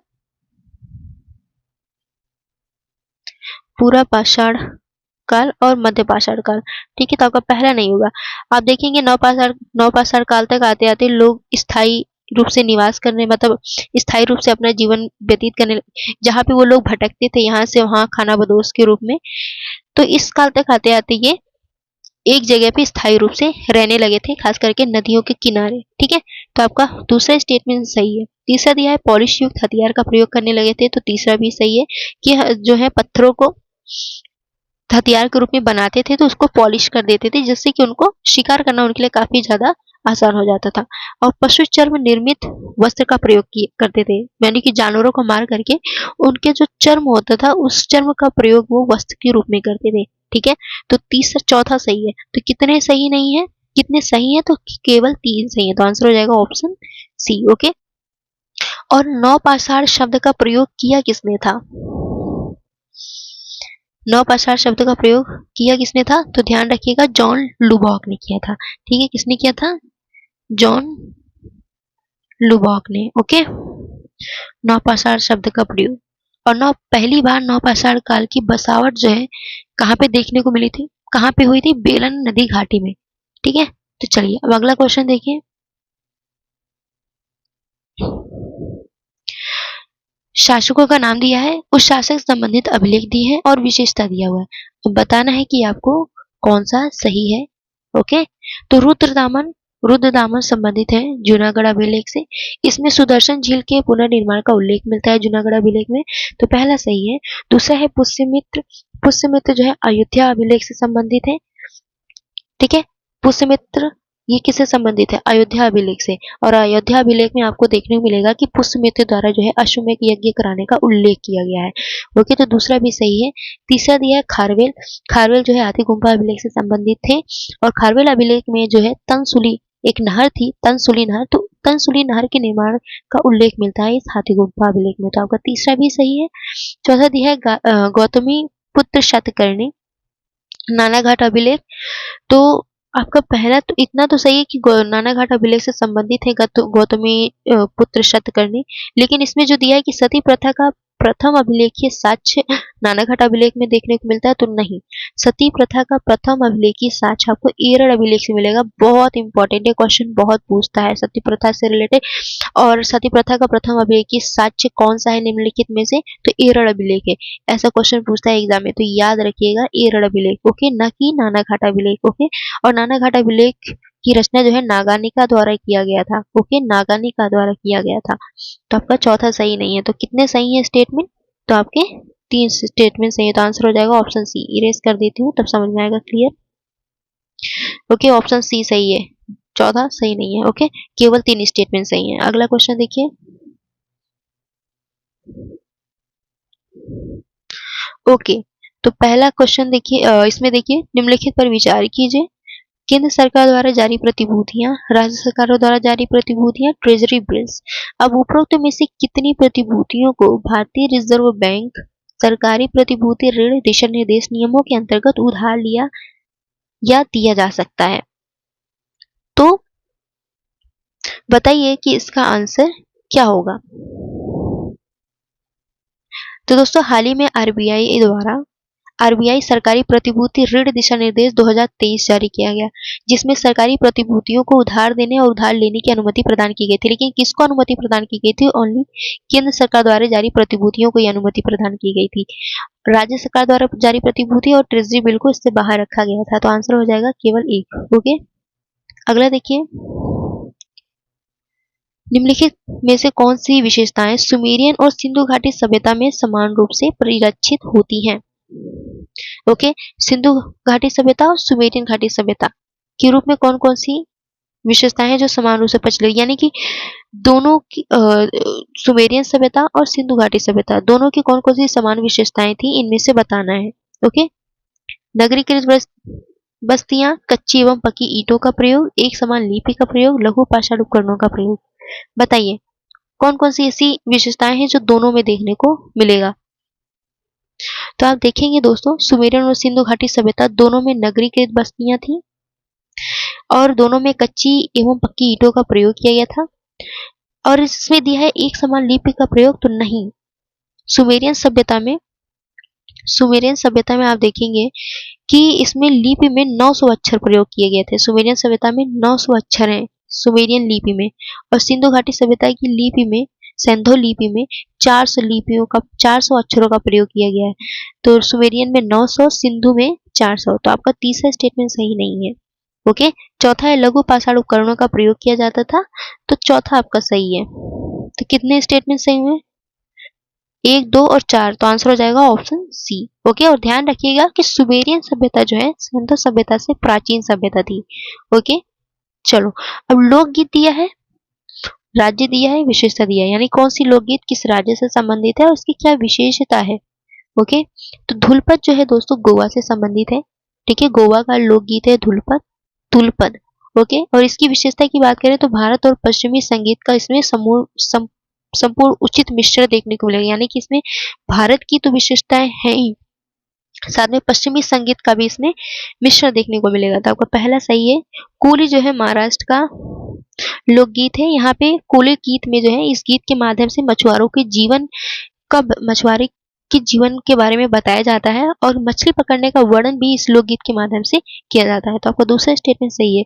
तीसरा दी है जिलियांग जो है नागालैंड का लोकगीत है, प्रसिद्ध लोकगीत है। इसमें प्रेम, कृषि एवं पूर्वजों की कहानियों का वर्णन किया जाता है इस लोकगीत में। चौथा है कुम्मी पातू, तमिलनाडु का प्रसिद्ध लोकगीत है। इसमें त्योहारों और ये जो लोकगीत है दोस्तों खास करके त्योहारों के टाइम गाया जाता है, और जो कुछ रीति रिवाज होते हैं शादी विवाह समारोह, उसमें भी इस कुम्मी पातू लोकगीत को गाया जाता है। तो आपका चारों सही है, तो आंसर हो जाएगा ऑप्शन डी। अगला देखिए, निम्नलिखित कथनों पर विचार कीजिए। पहला कथन है ब्राह्मण ग्रंथों के विधान का उद्देश्य यज्ञ के विधान एवं क्रियाविधि को स्पष्ट करना था। दूसरा, आरण्यक जो है दार्शनिक रचनाएं हैं जिसमें ज्ञान एवं चिंतन को प्रधानता दी गई है। तीसरा है उपनिषदों में रहस्यात्मक ज्ञान एवं सिद्धांतों का संकलन है। तो बताइए कि कौन सा कथन सही है। तो दोस्तों ये तीनों ही स्टेटमेंट सही है, तो आपका आंसर हो जाएगा ऑप्शन डी। और आरण्यक जो है ब्राह्मण ग्रंथों के पूरक होते हैं, ध्यान रखिएगा। आरण्यक जो है दोस्तों ब्राह्मण ग्रंथों के पूरक होते हैं। कभी स्टेटमेंट दे दिया कि आरण्यक ब्राह्मण ग्रंथों के पूरक नहीं होते हैं तो उस गलत को वो स्टेटमेंट आपका गलत हो जाएगा, क्योंकि आरण्यक ब्राह्मण ग्रंथों के पूरक होते हैं। और आरण्यकों का जो प्रारंभिक भाग होता है ब्राह्मण कहलाता है और अंतिम भाग उपनिषद कहलाता है, ये याद रखिएगा। चलिए अगला है, कुटियाट्टम लोक नाट्य के संदर्भ में निम्नलिखित कथनों पर विचार कीजिए। तो दोस्तों कुटियाट्टम लोक नाट्य जो है, एक बार आप लोग आंसर करने की कोशिश करें। ओके, कुटियाट्टम लोक नाट्य जो है ये केरल के चकयारों द्वारा किया जाता है इस नृत्य को। तो आपका पहला स्टेटमेंट सही है। और इसमें जो है मिझावू एक वाद्य यंत्र होता है, मुझावू केरला में काफी प्रसिद्ध है। तो इस वाद्य यंत्र का प्रयोग इस लोक नाट्य में, कुटियाट्टम लोक नाट्य में किया जाता है और इसे यूनेस्को की अमूर्त सांस्कृतिक सूची में भी शामिल किया गया है। तो आंसर हो जाएगा ऑप्शन डी, तीनों सही है। चौथा है, ई साक्षी ऐप के संदर्भ में निम्नलिखित कथनों पर विचार कीजिए। तो इसका उद्देश्य सांसद स्थानीय क्षेत्र विकास योजना के तहत वित्त की निगरानी करना है और इसे सांख्यिकी एवं कार्यक्रम कार्यान्वयन मंत्रालय द्वारा लॉन्च किया गया है। तो दोनों स्टेटमेंट सही है दोस्तों, आंसर हो जाएगा ऑप्शन सी। ओके, अगला देखिए, निम्नलिखित में से किन विदेशी यात्रियों ने 16वीं शताब्दी में दक्षिण भारत की यात्रा की थी? दुआते Barbosa, Fernao Nunes, Niccolo Conti, Afanasy Nikitin और डोमिंगो पायस। बताइए इनमें से कौन कौन से थे जो भारत की यात्रा किए थे 16वीं शताब्दी में, दक्षिण भारत की यात्रा किए थे। तो दोस्तों इसमें से है दुआते बारबोसा, फर्नावो नूनीज और डोमिंगो पायस। तो आंसर क्या होगा आपका? आंसर हो जाएगा 1, 2 और 5। अगला क्वेश्चन देखिए,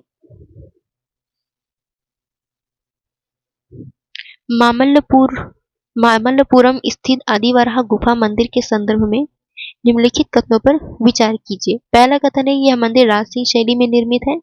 दूसरा है इसमें सिंह विष्णु महेंद्र वर्मन के शाही चित्र अंकित किए गए हैं। तो बताइए कि कौन सा कथन सही है। तो दोस्तों अगर मामल्लपुर स्थित आदिवरा गुफा मंदिर की बात करें तो आदिवरा गुफा मंदिर जो है राजसिंह शैली में नहीं निर्मित है, बल्कि ये मामल्य शैली में निर्मित है। ठीक है, मामल्य शैली में निर्मित है। तो आपका पहला स्टेटमेंट गलत हो जाता है। दूसरा है कि इसमें सिंह विष्णु और महेंद्र वर्मन के शाही चित्र अंकित देखने को मिलेगा, तो दूसरा सही है आपका। तो आंसर होगा ऑप्शन बी। अगला, निम्नलिखित पर विचार कीजिए। पहला है विधवा पुनर्विवाह को प्रोत्साहन, खगोल शास्त्रीय पर्यवेक्षण हेतु वेधशालाओं का निर्माण, तीसरा गीत गोविंद पर भाष्य, चौथा कीर्ति स्तंभ का निर्माण। अब बताइए उपरोक्त में से कौन से सवाई राजा जयसिंह के संदर्भ में सही है। तो बताइए सवाई राजा जयसिंह के संदर्भ में इन चारों में से कौन कौन से स्टेटमेंट सही हैं। तो दोस्तों सवाई राजा जयसिंह द्वारा विधवा पुनर्विवाह को प्रोत्साहन दिया गया था। ओके, खगोलीय पर्यवेक्षण हेतु वेधशालाओं का निर्माण कराया था। इस वेधशालाओं का निर्माण कहाँ कहाँ कराए थे आप लोग बता सकते हैं, कमेंट बॉक्स में बताने की कोशिश करें। बताइए, बहुत जगहों पे पढ़ा होगा और बहुत क्वेश्चन भी पूछा गया है। ये PYQs, PCS PYQs और RARO में बहुत बार पूछा गया ये क्वेश्चन। तो दोस्तों ध्यान रहे, एक बार रिवीजन हो जाएगा आपका। दिल्ली, जयपुर, उज्जैन, मथुरा और लास्ट वाला बताइए वाराणसी। ठीक है, इन पांचों जगहों पर सवाई जयसिंह द्वारा खगोलीय वेधशाला बनाया गया है। ठीक है, ध्यान रखिएगा। और गीत गोविंद पर भाष्य लिखा है, बताइए नहीं। गीत गोविंद पर भाष्य जो है जयदेव द्वारा गीत गोविंद लिखा गया है, आपको पता होगा, और इस पर भाष्य जो है राणा कुंभा ने लिखा है। गीत गोविंद पर भाष्य किसने लिखा है, ध्यान रहे राणा कुंभा ने, और गीत गोविंद को लिखा किसने, जयदेव ने, भाष्य लिखा है राणा कुंभा ने, ना कि राजा सवाई जयसिंह ने लिखा था। आपका तीसरा गलत हो जाता है। चौथा है कीर्ति स्तंभों का निर्माण किया, तो कीर्ति स्तंभों का निर्माण भी जो है राणा कुंभा ने किया था, न कि राजा सवाई जयसिंह ने। ठीक है, कीर्ति स्तंभों का निर्माण राणा कुंभा ने, गीत गोविंद पर भाष्य राणा कुंभा ने, ध्यान रहे। ओके, तो आपका ये 2 गलत हो गया, 2 सही है, तो आंसर क्या होगा, 1 और 2 दोनों। ठीक है, चलो अगला क्वेश्चन देखो। स्थल के नाम दिए हैं और किसके लिए ये स्थल प्रसिद्ध है ये दिया हुआ है। बेशनगर कहाँ है, मध्य प्रदेश में है। बेशनगर मध्य प्रदेश में। क्या ये विष्णु गुफा मंदिर के लिए प्रसिद्ध है, तो बिल्कुल ये विष्णु गुफा मंदिर के लिए प्रसिद्ध है, पहला सही है। दूसरा दिया है पुरी वीरभद्र मंदिर कहाँ है, पुरी में। क्या वीरभद्र मंदिर पुरी में है क्या, बताइए। नहीं, वीरभद्र मंदिर जो है ये पुरी में नहीं है, ये आंध्र प्रदेश के लिपाची गांव में है। ठीक है, तो ये कहाँ है, आंध्र प्रदेश में है, आंध्र प्रदेश के लिपाची गांव में। वेंकटेश्वर मंदिर क्या तिरुचिरापल्ली में है, सोच कर बताइए, वेंकटेश्वर मंदिर क्या तिरुचिरापल्ली में है, नहीं, कहाँ पे, तिरुपति में, ना कि तिरुचिरापल्ली में, तो आपका ये भी गलत हो जाता है। तीसरा, ठीक है, दशावतार मंदिर जो है देवगढ़ में है, तो ये आपका सही है। तो कितने सही है, केवल 2, तो आंसर हो जाएगा ऑप्शन बी। ओके, अगला पीडीएफ आपको मिल जाएगा, पीडीएफ आपको कमेंट बॉक्स में इसका लिंक मेंशन कर दिया जाएगा, तो आप वहां से डाउनलोड कर सकते हैं। ओके, चलिए, हाल ही में भारतीय मसाला अनुसंधान संस्थान द्वारा ट्राइकोलिन नामक चूना आधारित ट्राइकोडर्मा फॉर्मुलेशन तैयार किया गया है। ठीक है, ये ट्राइकोडर्मा फॉर्मुलेशन क्या है, ये कवक होता है एक प्रकार का, जो कि जैव उत्प्रेरक का कार्य करता है। ठीक है, जैव उत्प्रेरक का कार्य करता है, तो किसानों द्वारा इसका प्रयोग किया जाता है। अब इसकी विशेषताएं पूछा है। मृदा जनित रोग जनकों से बचाव, मृदा की अम्लता में कमी, द्वितीय पोषक तत्वों की उपलब्धता में वृद्धि। तो बताइए कि कौन कौन सी विशेषताएं हैं ट्राइकोडर्मा फॉर्मुलेशन के संदर्भ में। और भारतीय मसाला अनुसंधान संस्थान कहाँ है, क्योंकि क्वेश्चन में पीसीएस में और आरओआर में बहुत पूछता है। ठीक है, अनुसंधान से रिलेटेड कौन सा संस्थान कहाँ स्थित है, क्वेश्चन बहुत पूछता है। तो भारतीय मसाला अनुसंधान संस्थान, ध्यान रहे, कोझिकोड में, केरल के कोझिकोड में स्थित है। ठीक है, केरल के कोझिकोड में भारतीय मसाला अनुसंधान संस्थान स्थित है। और इसके ट्राइकोडर्मा फॉर्मुलेशन की बात करें तो ये जो है दोस्तों मृदा जनित रोग जनकों से बचाव करता है और मृदा की अम्लता में कमी करता है। ध्यान रखिएगा, मृदा की अम्लता में कमी करता है। कभी कभी क्या होता है, एग्जाम में कंफ्यूजन हो जाती है, हम लोग को लगता है कि नहीं कमी नहीं, शायद बढ़ोतरी करती थी, नहीं, मृदा की अम्लता में कमी करती थी। और द्वितीय पोषक तत्वों की उपलब्धता में वृद्धि। तो ये तीनों ही स्टेटमेंट सही है, तो आंसर हो जाएगा आपका ऑप्शन डी। अगला देखिए, सल्तनत कालीन विदेश व्यापार के संदर्भ में निम्नलिखित कथनों पर विचार कीजिए। पहला कथन दिया है कि स्थल मार्ग से हल्की वजन वाली किंतु महंगी वस्तुओं का व्यापार होता था। दूसरा, चाय एवं रेशम चीन को निर्यातित प्रमुख वस्तुएं थी। ध्यान से स्टेटमेंट जब भी पढ़े बहुत ध्यान से पढ़े। ठीक है, चीन एवं चाय एवं रेशम जो है चीन को निर्यातित प्रमुख वस्तुएं थी। घोड़ों के क्रय विक्रय का विनियमन राज्य हेतु प्राथमिकता थी। तो बताइए कि कौन कौन सा स्टेटमेंट सही है सल्तनत कालीन विदेश व्यापार के संदर्भ में। तो दोस्तों पहला स्टेटमेंट सही है कि सल्तनत काल में विदेशी व्यापार के लिए जो है जो महंगी वस्तुएं होती थी, खास करके जो हल्की वजन वाली महंगी वस्तुएं होती थी, उसका व्यापार जो है स्थल मार्ग से होता था, जल मार्ग से नहीं। तो आपका पहला स्टेटमेंट सही है। इसमें दिया है कि दूसरा स्टेटमेंट देखिए, तो चाय एवं रेशम जो है चीन को निर्यातित नहीं, हम लोग बल्कि चाय एवं रेशम सल्तनत काल में चाय एवं रेशम का हम लोग चीन से आयात करते थे। मतलब सल्तनत काल में चीन से आयात किया जाता था चाय एवं रेशम का, तो निर्यात नहीं होता था। दूसरे स्टेटमेंट गलत हो गया। तीसरा सही है कि घोड़ों के क्रय विक्रय का विनियमन जो है राज्य हेतु प्राथमिकता दी गई थी। ठीक है, तो आपका तीसरा सही है, तो आंसर हो जाएगा ऑप्शन सी। अगला देखिए, ये बहुत इंपॉर्टेंट है, इसका आंसर मुझे लगता है आप लोग दे लोगे, क्वेश्चन बहुत पूछा गया है एग्जाम में। पीसीएस पीवाईक्यूज में, यूपी पीसीएस में एग्जाम में क्वेश्चन बहुत पूछा है। चलिए आप लोग बताने की कोशिश करें। चालुक्य शासक विक्रमादित्य के दरबारी विद्वान जो कि विज्ञानेश्वर थे, विज्ञानेश्वर द्वारा लिखित निम्नलिखित में से किस भाष्य में राजा को अपनी प्रजा का पालक होना चाहिए और उत्तराधिकारी के युद्ध कानूनों का वर्णन किया गया है? तो बताइए विज्ञानेश्वर द्वारा किस पुस्तक की रचना की गई, इनमें से कौन सी है बताइए? मिताक्षरा है, ठीक है। अब याद आया? जब आप ये सब चीजें अगर आपको पढ़ना है ना, मैं हमेशा कह रही हूँ कि आप लोग घटना चक्र जो है रट लीजिए, ठीक है। जब आप रटे रहेंगे तो ये छोटे मोटे क्वेश्चंस आपको वहां से आंसर मिल जाएगा। आपके लिए स्टेट पीसीएस के लिए तो काम करेगा ही, आरओ के लिए काम करेगी। थोड़ी बहुत जानकारी आपको, एक फैक्ट जो है, फैक्ट नॉलेज आपको वहां से मिल जाएगी, तो यूपीएससी में थोड़ा बहुत काम देगा। जैसे कि ये क्वेश्चन है, विज्ञानेश्वर, इतना लंबा क्वेश्चन बनाया है जो कि डायरेक्ट क्वेश्चन ये भी पूछ सकता था कि विज्ञानेश्वर द्वारा निम्नलिखित में से कौन सी पुस्तक लिखी गई थी, तो मिताक्षरा लिखी गई थी, ठीक है। लेकिन वो डराने के लिए थोड़ा लंबा चौड़ा बना दिया है क्वेश्चन को। ओके, तो घटना चक्र जो है सभी सब्जेक्ट का आप लोग अच्छे से रट लीजिए, अभी भी टाइम है, क्योंकि फिर आरओ भी होने वाला है, पीसीएस भी होने वाला है, स्टेट पीसीएस यूपी का, उसके बाद फिर यूपीएससी भी होगा।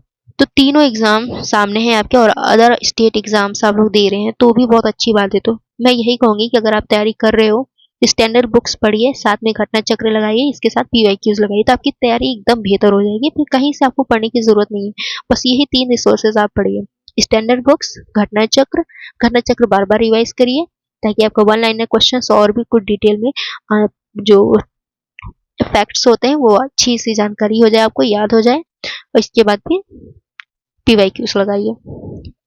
चलिए, ग्रंथ लिपि के संदर्भ में निम्नलिखित कथनों पर विचार कीजिए। इस लिपि का विकास मौर्य शासक अशोक के शासनकाल में हुआ। दूसरा, इसका प्रयोग संस्कृत एवं प्राकृत भाषा में लेखन के लिए किया जाता है। तीसरा, इस लिपि के अभिलेख जो है कांची के कैलाश मंदिर में प्राप्त हुए हैं। तो अब बताने की कोशिश करें कि कौन सा कथन सही है ग्रंथ लिपि के संदर्भ में। तो दोस्तों, ग्रंथ लिपि का प्रयोग जो है आप लोग देखेंगे, इसका व्यापक रूप से प्रयोग तमिल भाषियों द्वारा किया गया है। तमिल भाषियों द्वारा व्यापक रूप से इसका प्रयोग किया गया है, ग्रंथ लिपि का, तमिल भाषियों द्वारा। ओके, और अगर आप ग्रंथ लिपि की बात करें हम लोग, तो ग्रंथ लिपि का विकास जो है ब्राह्मी लिपि से हुआ है। ये भी जानकारी होना चाहिए आपको, इस लिपि का विकास ब्राह्मी लिपि से है। कभी स्टेटमेंट में दे दे कि ग्रंथ लिपि का विकास जो है खरोष्ट लिपि से हुआ है, तो क्योंकि आपको पता है कि ग्रंथ लिपि का विकास ब्राह्मी लिपि से हुआ है, तो आपका वो स्टेटमेंट आप तुरंत गलत मान लोगे कि नहीं, खरोष्ट लिपि से नहीं, ब्राह्मी लिपि से हुआ है, ठीक है। तो ये जानकारी होना चाहिए आपको। ग्रंथ लिपि का प्रयोग जो है तमिल भाषियों द्वारा किया जाता है। ओके, और इसमें दिए कि इस लिपि का विकास मौर्य शासक अशोक के शासनकाल में हुआ था, तो नहीं, इस लिपि का जो विकास है पल्लव शासक महेंद्र वर्मन के शासनकाल में हुआ था, ठीक है। किसके? पल्लव शासक महेंद्र वर्मन के शासनकाल में, न कि मौर्य शासक अशोक के शासनकाल में। तो आपका पहला स्टेटमेंट गलत हो जाता है। दूसरा है, इसका प्रयोग संस्कृत एवं और प्राकृत भाषा में लेखन में किया जाता है, तो दूसरा सही है। और तीसरा भी सही है कि इस लिपि के अभिलेख जो है आपको कांची के कैलाश मंदिर में भी प्राप्त हुए हैं, इस लिपि का अभिलेख। तो आपका आंसर हो जाएगा 2 और 3, आंसर ऑप्शन सी। चलिए अगला देखिए, प्राचीन भारतीय इतिहास के संदर्भ में निम्नलिखित युग्मों पर विचार कीजिए। ग्राम दिया है और इस ग्राम की क्या विशेषता थी वो दिया है। तो दोस्तों, विभिन्न जातियों के निवास, यानी कि एक ऐसा गांव जहां पे विभिन्न जाति के लोग एक साथ रहते थे, तो उसको जो है उस गांव को भंडारवाद कहते थे, ठीक है। क्या कहते थे? भंडारवाद कहते थे। तो आपका पहला सही है। दूसरा है कि ब्राह्मणों को दान में दिए गए गांव को क्या कहते थे? ब्रह्मदेव कहते थे, तो दूसरा भी सही है। तीसरा दिया है अग्रहार, केवल व्यापारियों के निवास, केवल व्यापारियों के आवास योग्य गांव, तो नहीं, अग्रहार जो है ब्राह्मणों को उनके पुनर्वास के लिए दान में दिए गए गांव को क्या कहते थे? अग्रहार कहते थे, ठीक है। ब्राह्मणों को, व्यापारियों को नहीं, ब्राह्मणों को दान में दिए गए गांव को अग्रहार कहते थे। और इस जो दान में दिया जाता था इस गांव को, अग्रहार को, तो इसमें कर मुक्त होता था, ये ध्यान रखिएगा, कर नहीं दिया जाता था, यानी कि ब्राह्मणों को उनके पुनर्वास के लिए कर मुक्त गांव दान में प्रदान किया जाता था, जिसे अग्रहार कहा जाता था। तो आपका तीसरा सही नहीं है। देवदान, यानी कि धर्म संस्थान के लिए दान में दिया गया गांव जो है देवदान कहलाता था, जैसे कि मंदिर, मठ, ये सब, ठीक है। तो आपका आंसर हो जाएगा केवल 3। चलिए अगला देखिए, ये इंग्लिश में है, अगर आप लोग इंग्लिश में क्वेश्चन सॉल्व करना चाहते हैं तो आपको इंग्लिश में क्वेश्चन मिल जाएगा, लेकिन हाँ, आपको इंग्लिश और हिंदी दोनों का टेस्ट पेपर आपको हमारे नीचे कमेंट बॉक्स में लिंक में मेंशन कर दिया गया है, पीडीएफ का लिंक, आप वहां से डाउनलोड कर सकते हैं। इंग्लिश में चाहे तो इंग्लिश में या हिंदी में, ठीक है, दोनों लैंग्वेजेस में है। चलिए अगला देखिए। ओके, भारतीय अंतरिक्ष अनुसंधान संगठन द्वारा हाल ही में प्रक्षेपित उपग्रह एक्सपोसैट का उद्देश्य है, तो आप लोगों ने अभी हाल ही में न्यूज में पढ़ा होगा ना, एक्सट्रापोलरोमीटर सैटेलाइट, इसको पृथ्वी के किस कक्षा में स्थापित किया गया है, तो ध्यान रखिएगा, निम्न भू कक्षा में, लो अर्थ ऑर्बिट में स्थापित किया गया है। ओके, इसके साथ ही कहां से इसको प्रक्षेपित किया गया, तो सतीश धवन अंतरिक्ष केंद्र से, श्रीहरिकोटा सतीश धवन अंतरिक्ष केंद्र से प्रक्षेपित किया गया है। और इसके बारे में एक दो जानकारी एक्सपोसैट के बारे में, इसको जो है दोस्तों PSLV C58 से लॉन्च किया गया, PSLV C58, तो आपका रिवीजन हो गया। इसके साथ ही ये जो है PSLV का, याद रखिएगा ये बहुत इंपॉर्टेंट है, PSLV का 60वां मिशन था। PSLV का कौन सा मिशन था, 60वां मिशन था। ओके, याद रहेगा। एक्सपोसैट एक्सरे पोलरोमीटर सैटेलाइट, इसे जो है निम्न भूकक्षा में स्थापित किया गया है, सतीश धवन अंतरिक्ष केंद्र से प्रक्षेपित किया गया, PSLV C58 से इसे लॉन्च किया गया, और ये PSLV का 60वां मिशन था। ओके, अब रिवीजन हो गया ना इतना। अब चलिए क्वेश्चन पे आते हैं। तो इसका उद्देश्य क्या है दोस्तों, इसका उद्देश्य विभिन्न खगोलीय स्रोतों से एक्सरे उत्सर्जन का अध्ययन करना, ठीक है। ओके, एक्स रे पोलरोमीटर सैटेलाइट, तो आपको समझ में आ गया होगा कि एक्सरे उत्सर्जन का अध्ययन करेगा ये, जैसे कि ध्रुव तारों का, जैसे कि आपका ब्लैक होल, बहुत सारे विभिन्न प्रकार के खगोलीय पिंडों का अध्ययन करने के लिए इसको लॉन्च किया गया है, ठीक है। चलो अगला देखो। मंदिर वास्तुकला की विजयनगर शैली के संदर्भ में निम्नलिखित कथनों पर विचार कीजिए। अब आप लोग बहुत लोग जो होंगे पढ़ रहे होंगे पहली बार, ये विजयनगर शैली क्या है, पता नहीं, अलग अलग तरह की शैली आ जा रही है, मामल्य शैली, नरसिंह वर्मन शैली, तो राज सिंह शैली, क्या है ये सभी जो है द्रविड़ शैली की विशेष एक स्थानीय विशेषता है, ठीक है। मेनली ये इसका स्ट्रक्चर आपको द्रविड़ शैली है, मंदिर की शैली है द्रविड़, मंदिर की द्रविड़ शैली में आप देखेंगे इसकी जो विशिष्ट विशेषताएं हैं कि चबूतरा पर मंदिर बनता है, गोपुरम देखने को मिलेगा, मंदिर का जो प्रवेश द्वार होता है गोपुरम कहलाता है दक्षिण भारत में, तो ये जो है आपका द्रविड़ शैली के अंतर्गत ही विजयनगर शैली आती है। बस विजयनगर शैली में क्या है कि इसकी अपनी कुछ स्थानीय विशेषताएं भी इसमें शामिल किया जाता है इस विजयनगर शैली में, ठीक है। अभी आप डिटेल में क्वेश्चन के माध्यम से समझने की कोशिश करें, ठीक है। इसमें दिया है, इस वास्तुकला शैली पर इंडो इस्लामिक प्रभाव देखा जाता है, एकाश में पाषाण स्तंभ और एकाधिक मंडप इस शैली की प्रमुख विशेषताएं हैं।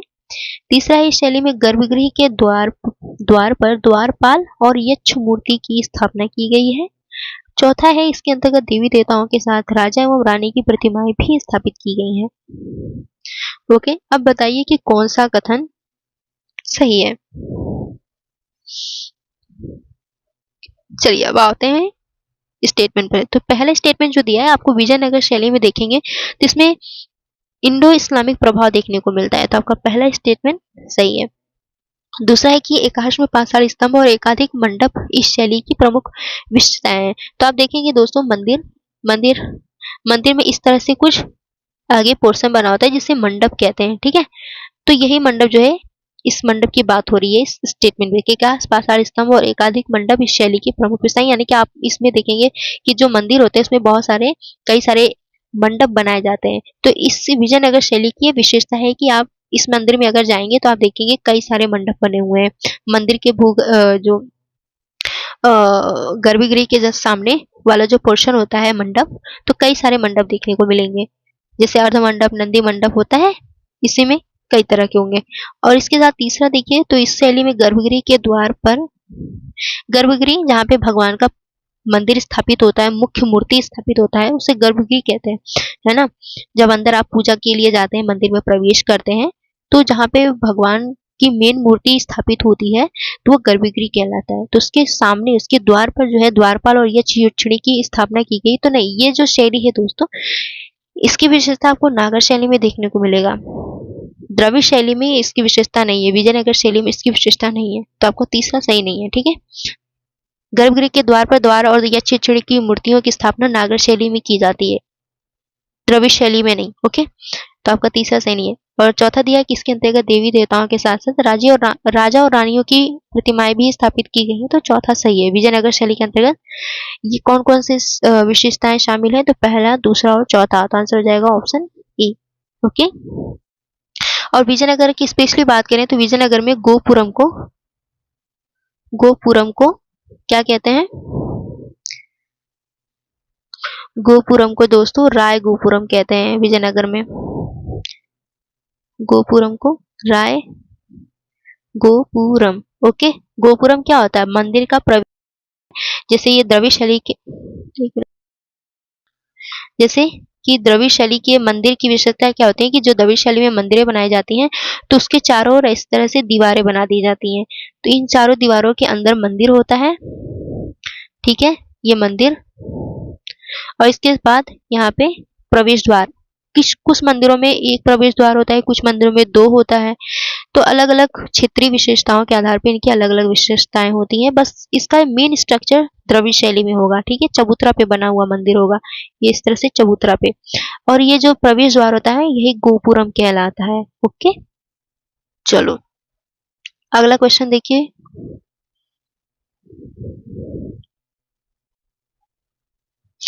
मलिक अंबर के संदर्भ में निम्नलिखित कथनों पर विचार कीजिए।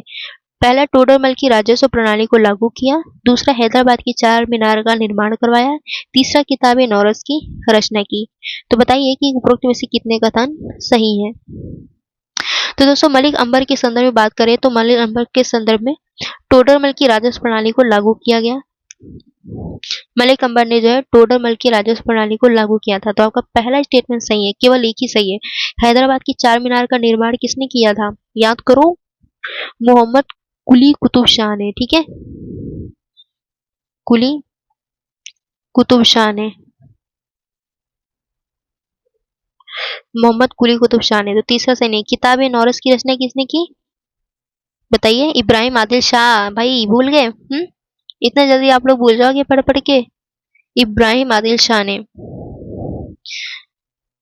इसलिए मैं कहती हूँ कि आपको जो है ना, अब ये किताब है नौरश, ये सब आपको, ये तो रटी हुई चीजें होनी चाहिए कि आपको एकदम याद होना चाहिए। कहाँ से याद करेंगे? घटना चक्र रट लीजिए। हैदराबाद की चार मीनार का निर्माण, यही जो फैक्ट होते हैं इसको स्टेटमेंट में इस तरह से दे देगा क्वेश्चन, फिर आपको पता होना चाहिए कि कौन सा सही है कौन सा नहीं सही है, ठीक है। तो घटना चक्र रटिए, आपको एकदम रटा होना चाहिए। वो एक तरह से वो आपका बेस है, समझ लो, वो आपको पता होना चाहिए ताकि क्वेश्चन में कभी भी किसी तरह का स्टेटमेंट दे तो आप इस एग्जैक्टली आंसर कर लो। ओके, तो तीसरा भी सही नहीं है, तो आंसर हो जाएगा केवल एक। अगला देखिए, निम्नलिखित में से कौन सा एक संगम कविताओं में यथावर्णित वीर स्वर्ग की प्रथा को स्पष्ट करता है? बताइए। तो दोस्तों वीर स्वर्ग की प्रथा को स्पष्ट करता है, तो इसमें क्या होता है दोस्तों कि जब किसी राजा की या फिर किसी राज परिवार के सदस्य की मृत्यु जो है उसके क्षेत्र से बाहर हो जाती है तो उसकी आत्मा मतलब कि बहुत लोग होते हैं ना कि किसी की डेथ हो जाती है तो हम लोग कहते हैं भगवान उसकी आत्मा को शांति दे, उसके स्वर्ग की प्राप्ति हो। तो उसकी स्वर्ग की प्राप्ति के लिए उसके शरीर पर तलवार से प्रहार किया जाता है। तो ये प्रथा होती थी, इसी प्रथा को जो है ना वीर स्वर्ग कहा जाता था। ठीक है, पूरा स्टेटमेंट पढ़िए तो समझ में आ जाएगा। राज परिवार के वे सदस्य जिनकी मृत्यु युद्ध क्षेत्र से बाहर हुई हो उनके शरीर पर तलवार से प्रहार कर उनके लिए स्वर्ग प्राप्ति की कामना करना ही जो है क्या कहलाता है? वीर स्वर्ग कहलाता है। ओके, रट लीजिए। अगला देखिए, अब देखिए मूर्ति कला की विभिन्न शैली दी हुई है। आप देखेंगे कि भारत में मुख्यतः मूर्ति कला की 3 शैलियां प्रचलित हैं, गांधार, मथुरा और अमरावती। ओके, गांधार आप देखेंगे उधर पाकिस्तान और अफगानिस्तान क्षेत्र में, मथुरा साइड, और अमरावती कृष्णा नदी के आसपास के क्षेत्र। दक्षिण भारत में। ओके, अब पूछा है कि प्रयुक्त सामग्री और संरक्षक। संरक्षक रट लीजिए, बहुत इंपॉर्टेंट है। और इसकी प्रमुख इसके मतलब इस मूर्ति कला को बनाने में मुख्यतः किस प्रकार की सामग्री का प्रयोग किया गया है। तो गांधार शैली में आप देखेंगे इसमें दिया है चित्तीदार लाल बलुआ पत्थर, तो नहीं। मथुरा शैली, मथुरा मूर्ति कला में जो है मुख्यतः चित्तीदार लाल बलुआ पत्थर का प्रयोग किया गया, न कि नीला धूसर बलुआ पत्थर का। तो आपका दूसरा स्टेटमेंट गलत है, पहला भी गलत है, क्योंकि गांधार शैली के मूर्तियों के निर्माण के लिए काले स्लेटी पत्थर का प्रयोग किया गया है। तो आपका पहला भी गलत हो जाता है। अमरावती शैली में मूर्तियों के निर्माण के लिए इसमें सफेद मरमर का प्रयोग देखने को मिलता है। तो आपका तीसरा सही है। तो आंसर क्या हो जाएगा? केवल एक। अगला है निम्नलिखित पर विचार कीजिए। सुंदरबन डेल्टा, पश्चिम बंगाल, आपको पता होगा। सुंदरबन डेल्टा, भितरकनिका, ओडिशा, अंडमान और निकोबार द्वीप समूह। अब पूछा है कि उपरोक्त में से कितने खारे पानी के मगरमच्छों की उपस्थिति के संदर्भ में सही है। ठीक है, तो मगरमच्छों की उपस्थिति, खारे पानी के मगरमच्छों की उपस्थिति इन तीनों जगहों पे सुंदरबन डेल्टा, भितरकनिका राष्ट्रीय उद्यान और अंडमान और निकोबार द्वीप समूह, इन तीनों जगहों में देखने को मिलेगा। तो आपका आंसर हो जाएगा केवल सभी तीन, ऑप्शन सी। और अगर आप मगरमच्छ की बात करें तो क्योंकि एग्जाम में बहुत पूछा जाता है, मगरमच्छ जो है दुनिया का सबसे बड़ा सरीसृप है। ये दुनिया का सबसे बड़ा सरीसृप मगरमच्छ है। और IUCN स्टेटस की बात करें तो IUCN में इसे लीस्ट कंसर्न के अंतर्गत रखा गया है। ठीक है, लीस्ट कंसर्न, ये इंपॉर्टेंट है, इसको नोट कर लीजिए। स्क्रीनशॉट नहीं लेना है भाई, हम बार बार बोलते हैं स्क्रीनशॉट नहीं लेना है, नोट करना है। आलसियों वाली हरकतें मत करिए। अगर आपको IAS बनना है या ऑफिसर बनना है, स्टेट PCS क्वालिफाई करना है, तो आपको मेहनत करना पड़ेगा। Extra efforts, extra benefit. ठीक है, परिशिष्ट, परिशिष्ट 1। ओके, IUCN के लिस्ट कंसर्न में इसको रखा गया है, लिस्ट कंसर्न श्रेणी में, साइट्स के परिशिष्ट 1 में, और इसके साथ ही साथ वन्यजीव संरक्षण, वन्यजीव संरक्षण अधिनियम 1972 के अनुसूची 1 में रखा गया है। ठीक है, जब आप UPSC की तैयारी कर रहे हो ना, तो किसी भी जीव या प्रजाति, कोई भी जीव या प्रजाति न्यूज में है तो उसके सारे स्टेटस को पढ़िए। IUCN में किसके अंतर्गत रखा गया, साइट्स में किसके अंतर्गत रखा गया, वन्यजीव संरक्षण अधिनियम 1972 की किस सूची में रखा गया है। ठीक है,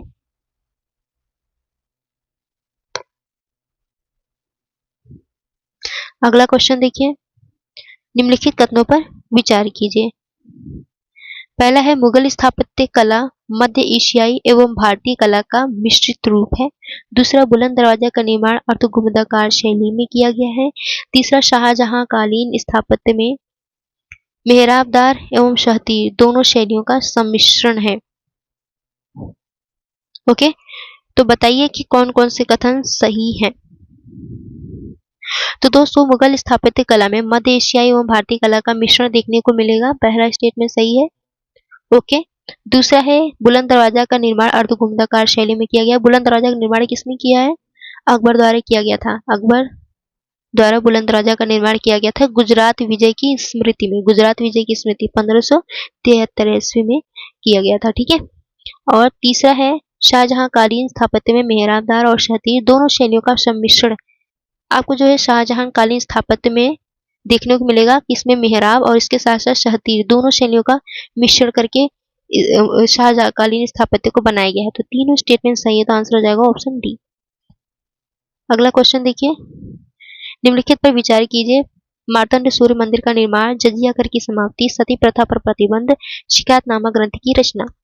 अब बताइए उपरोक्तों में से कितने कश्मीर के शासक जैनुल आबिदीन के संदर्भ में सही है। ठीक है, जैनुल आबिदीन के संदर्भ में सही है। आपको पता होगा कि जैनुल आबिदीन को कश्मीर का अकबर कहा जाता है। ठीक है, कश्मीर का अकबर किसको कहा जाता है?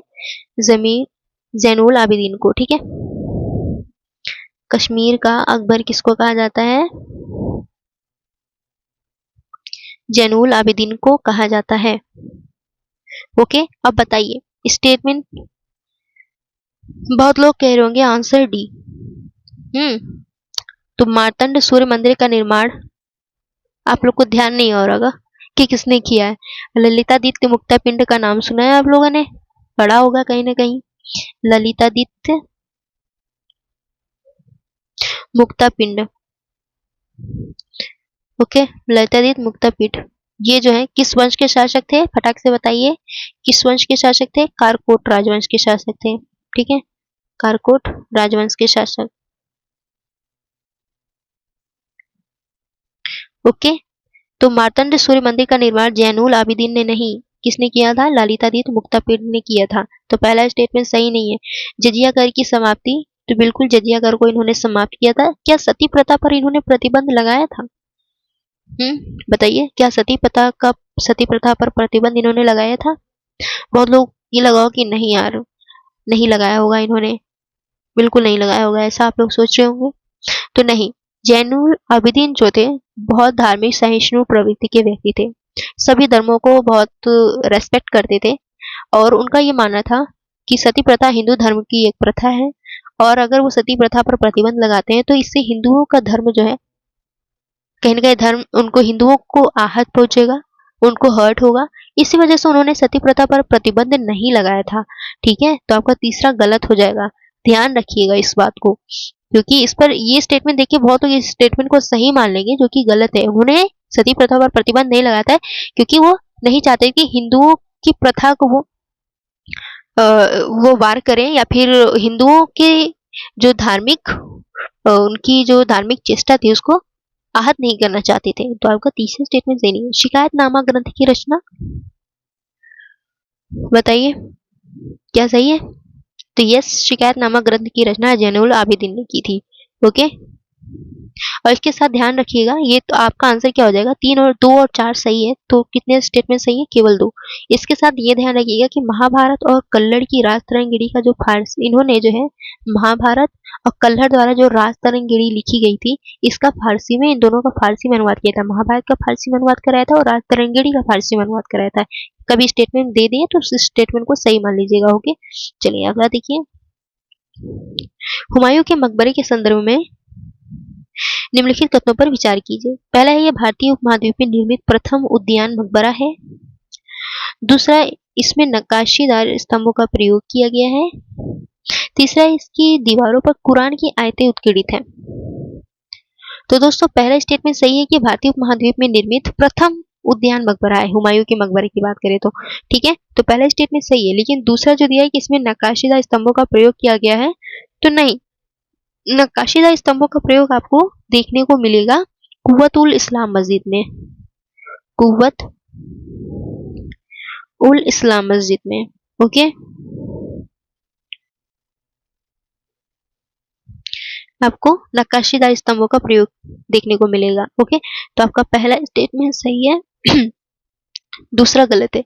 तीसरा है कि इसमें दीवारों पर कुरान की आयतें उत्कीर्णित है, तो तीसरा सही है। ओके, और कुव्वत उल इस्लाम मस्जिद का निर्माण किसने कराया था? कुतुबुद्दीन ऐबक ने कराया था, याद रखिएगा। तो आंसर हो जाएगा आपका केवल 2। अगला क्वेश्चन, शैली के नाम दिया है और इसकी विशेषता। ठीक है, तो मेवाड़ शैली दिया है, बूंदी शैली दिया है, बीकानेरी शैली दिया है, जयपुर शैली दिया है। ठीक है, सभी जो है चित्रकला की अपनी स्थानीय शैलियों का नाम दिया गया है, मेवाड़, बूंदी, बीकानेरी, जयपुरी। ओके, तो मेवाड़ में देखेंगे आप लोग चुनार में चित्रित रागमाला चित्रों से उत्पत्ति हुई है इसकी। बूंदी में 12 मासा चित्रकला का लोकप्रिय विषय देखने को मिलेगा। बीकानेरी में मुगल शैली के लालित्य और रंग पट्टिना से प्रभावित है ये, तीसरा। और चौथा है, जयपुर में राधा कृष्ण चित्रकला का प्रमुख विषय। जयपुर में जो है आप देखेंगे, जयपुर चित्रकला, यहाँ पे राधा और कृष्ण से संबंधित चित्र बहुत ज्यादा इस कला के अंतर्गत बनाए जाते हैं। तो आपको चारों सही है, तो आंसर हो जाएगा ऑप्शन डी। अगला देखिए, ग्लोबल वाटर मॉनिटर रिपोर्ट 2023 के संदर्भ में निम्नलिखित कथनों पर विचार कीजिए। ठीक है, इधर का मैं इरेज कर देती हूँ। पहला है, यह रिपोर्ट अंतरराष्ट्रीय जल सर्वेक्षण संगठन द्वारा जारी किया गया, तो नहीं, इस रिपोर्ट को, ग्लोबल वाटर मॉनिटर रिपोर्ट को ग्लोबल वाटर मॉनिटर संघ द्वारा जारी किया गया, न कि अंतरराष्ट्रीय जल सर्वेक्षण संगठन द्वारा। तो आपका पहला स्टेटमेंट गलत हो जाता है। इसमें एशिया में औसत से अधिक वर्षा होने की संभावना व्यक्त की गई थी, तो दूसरा सही है। तीसरा दिया कि इसमें भारत में वर्ष के कई महीनों में सूखे की स्थिति बने रहने की संभावना व्यक्त की गई थी। नहीं, इस तरह की कोई संभावना व्यक्त नहीं की गई थी इस सर्वेक्षण के माध्यम से। तो आपका आंसर हो जाएगा केवल 2, ऑप्शन बी। ओके, तो दोस्तों वीडियो अच्छी लगी तो लाइक शेयर एंड सब्सक्राइब जरूर करें। और बहुत सारे बच्चे कहते हैं कि मैम बहुत कंफ्यूजन होती है, इसका क्या करें इस कंफ्यूजन का। तो मैं यही कहूंगी कि मोर रिवीजन नो कंफ्यूजन, ठीक है, मोर रिवीजन नो कंफ्यूजन, ज्यादा से ज्यादा रिवाइज करें जिससे कंफ्यूजन आपको ना हो। ओके, वीडियो अच्छी लगे तो लाइक शेयर एंड सब्सक्राइब जरूर करें। आपके एक एक लाइक से पता है मुझे बहुत मोटिवेशन मिलता है, जिससे कि मैं हमेशा कोशिश करती हूँ आपको नेक्स्ट वीडियो में बहुत अच्छा दूं। तो आप लोग हम नेक्स्ट सेशन में मिले। नेक्स्ट सेशन में जो है इकोनॉमिक्स का टेस्ट है, ठीक है, तो इकोनॉमिक्स को अच्छे से तैयार करें और उस टेस्ट पेपर में क्वेश्चंस को सॉल्व करने की कोशिश करिएगा। ओके, तो thank you so much and love you a lot. Bye bye.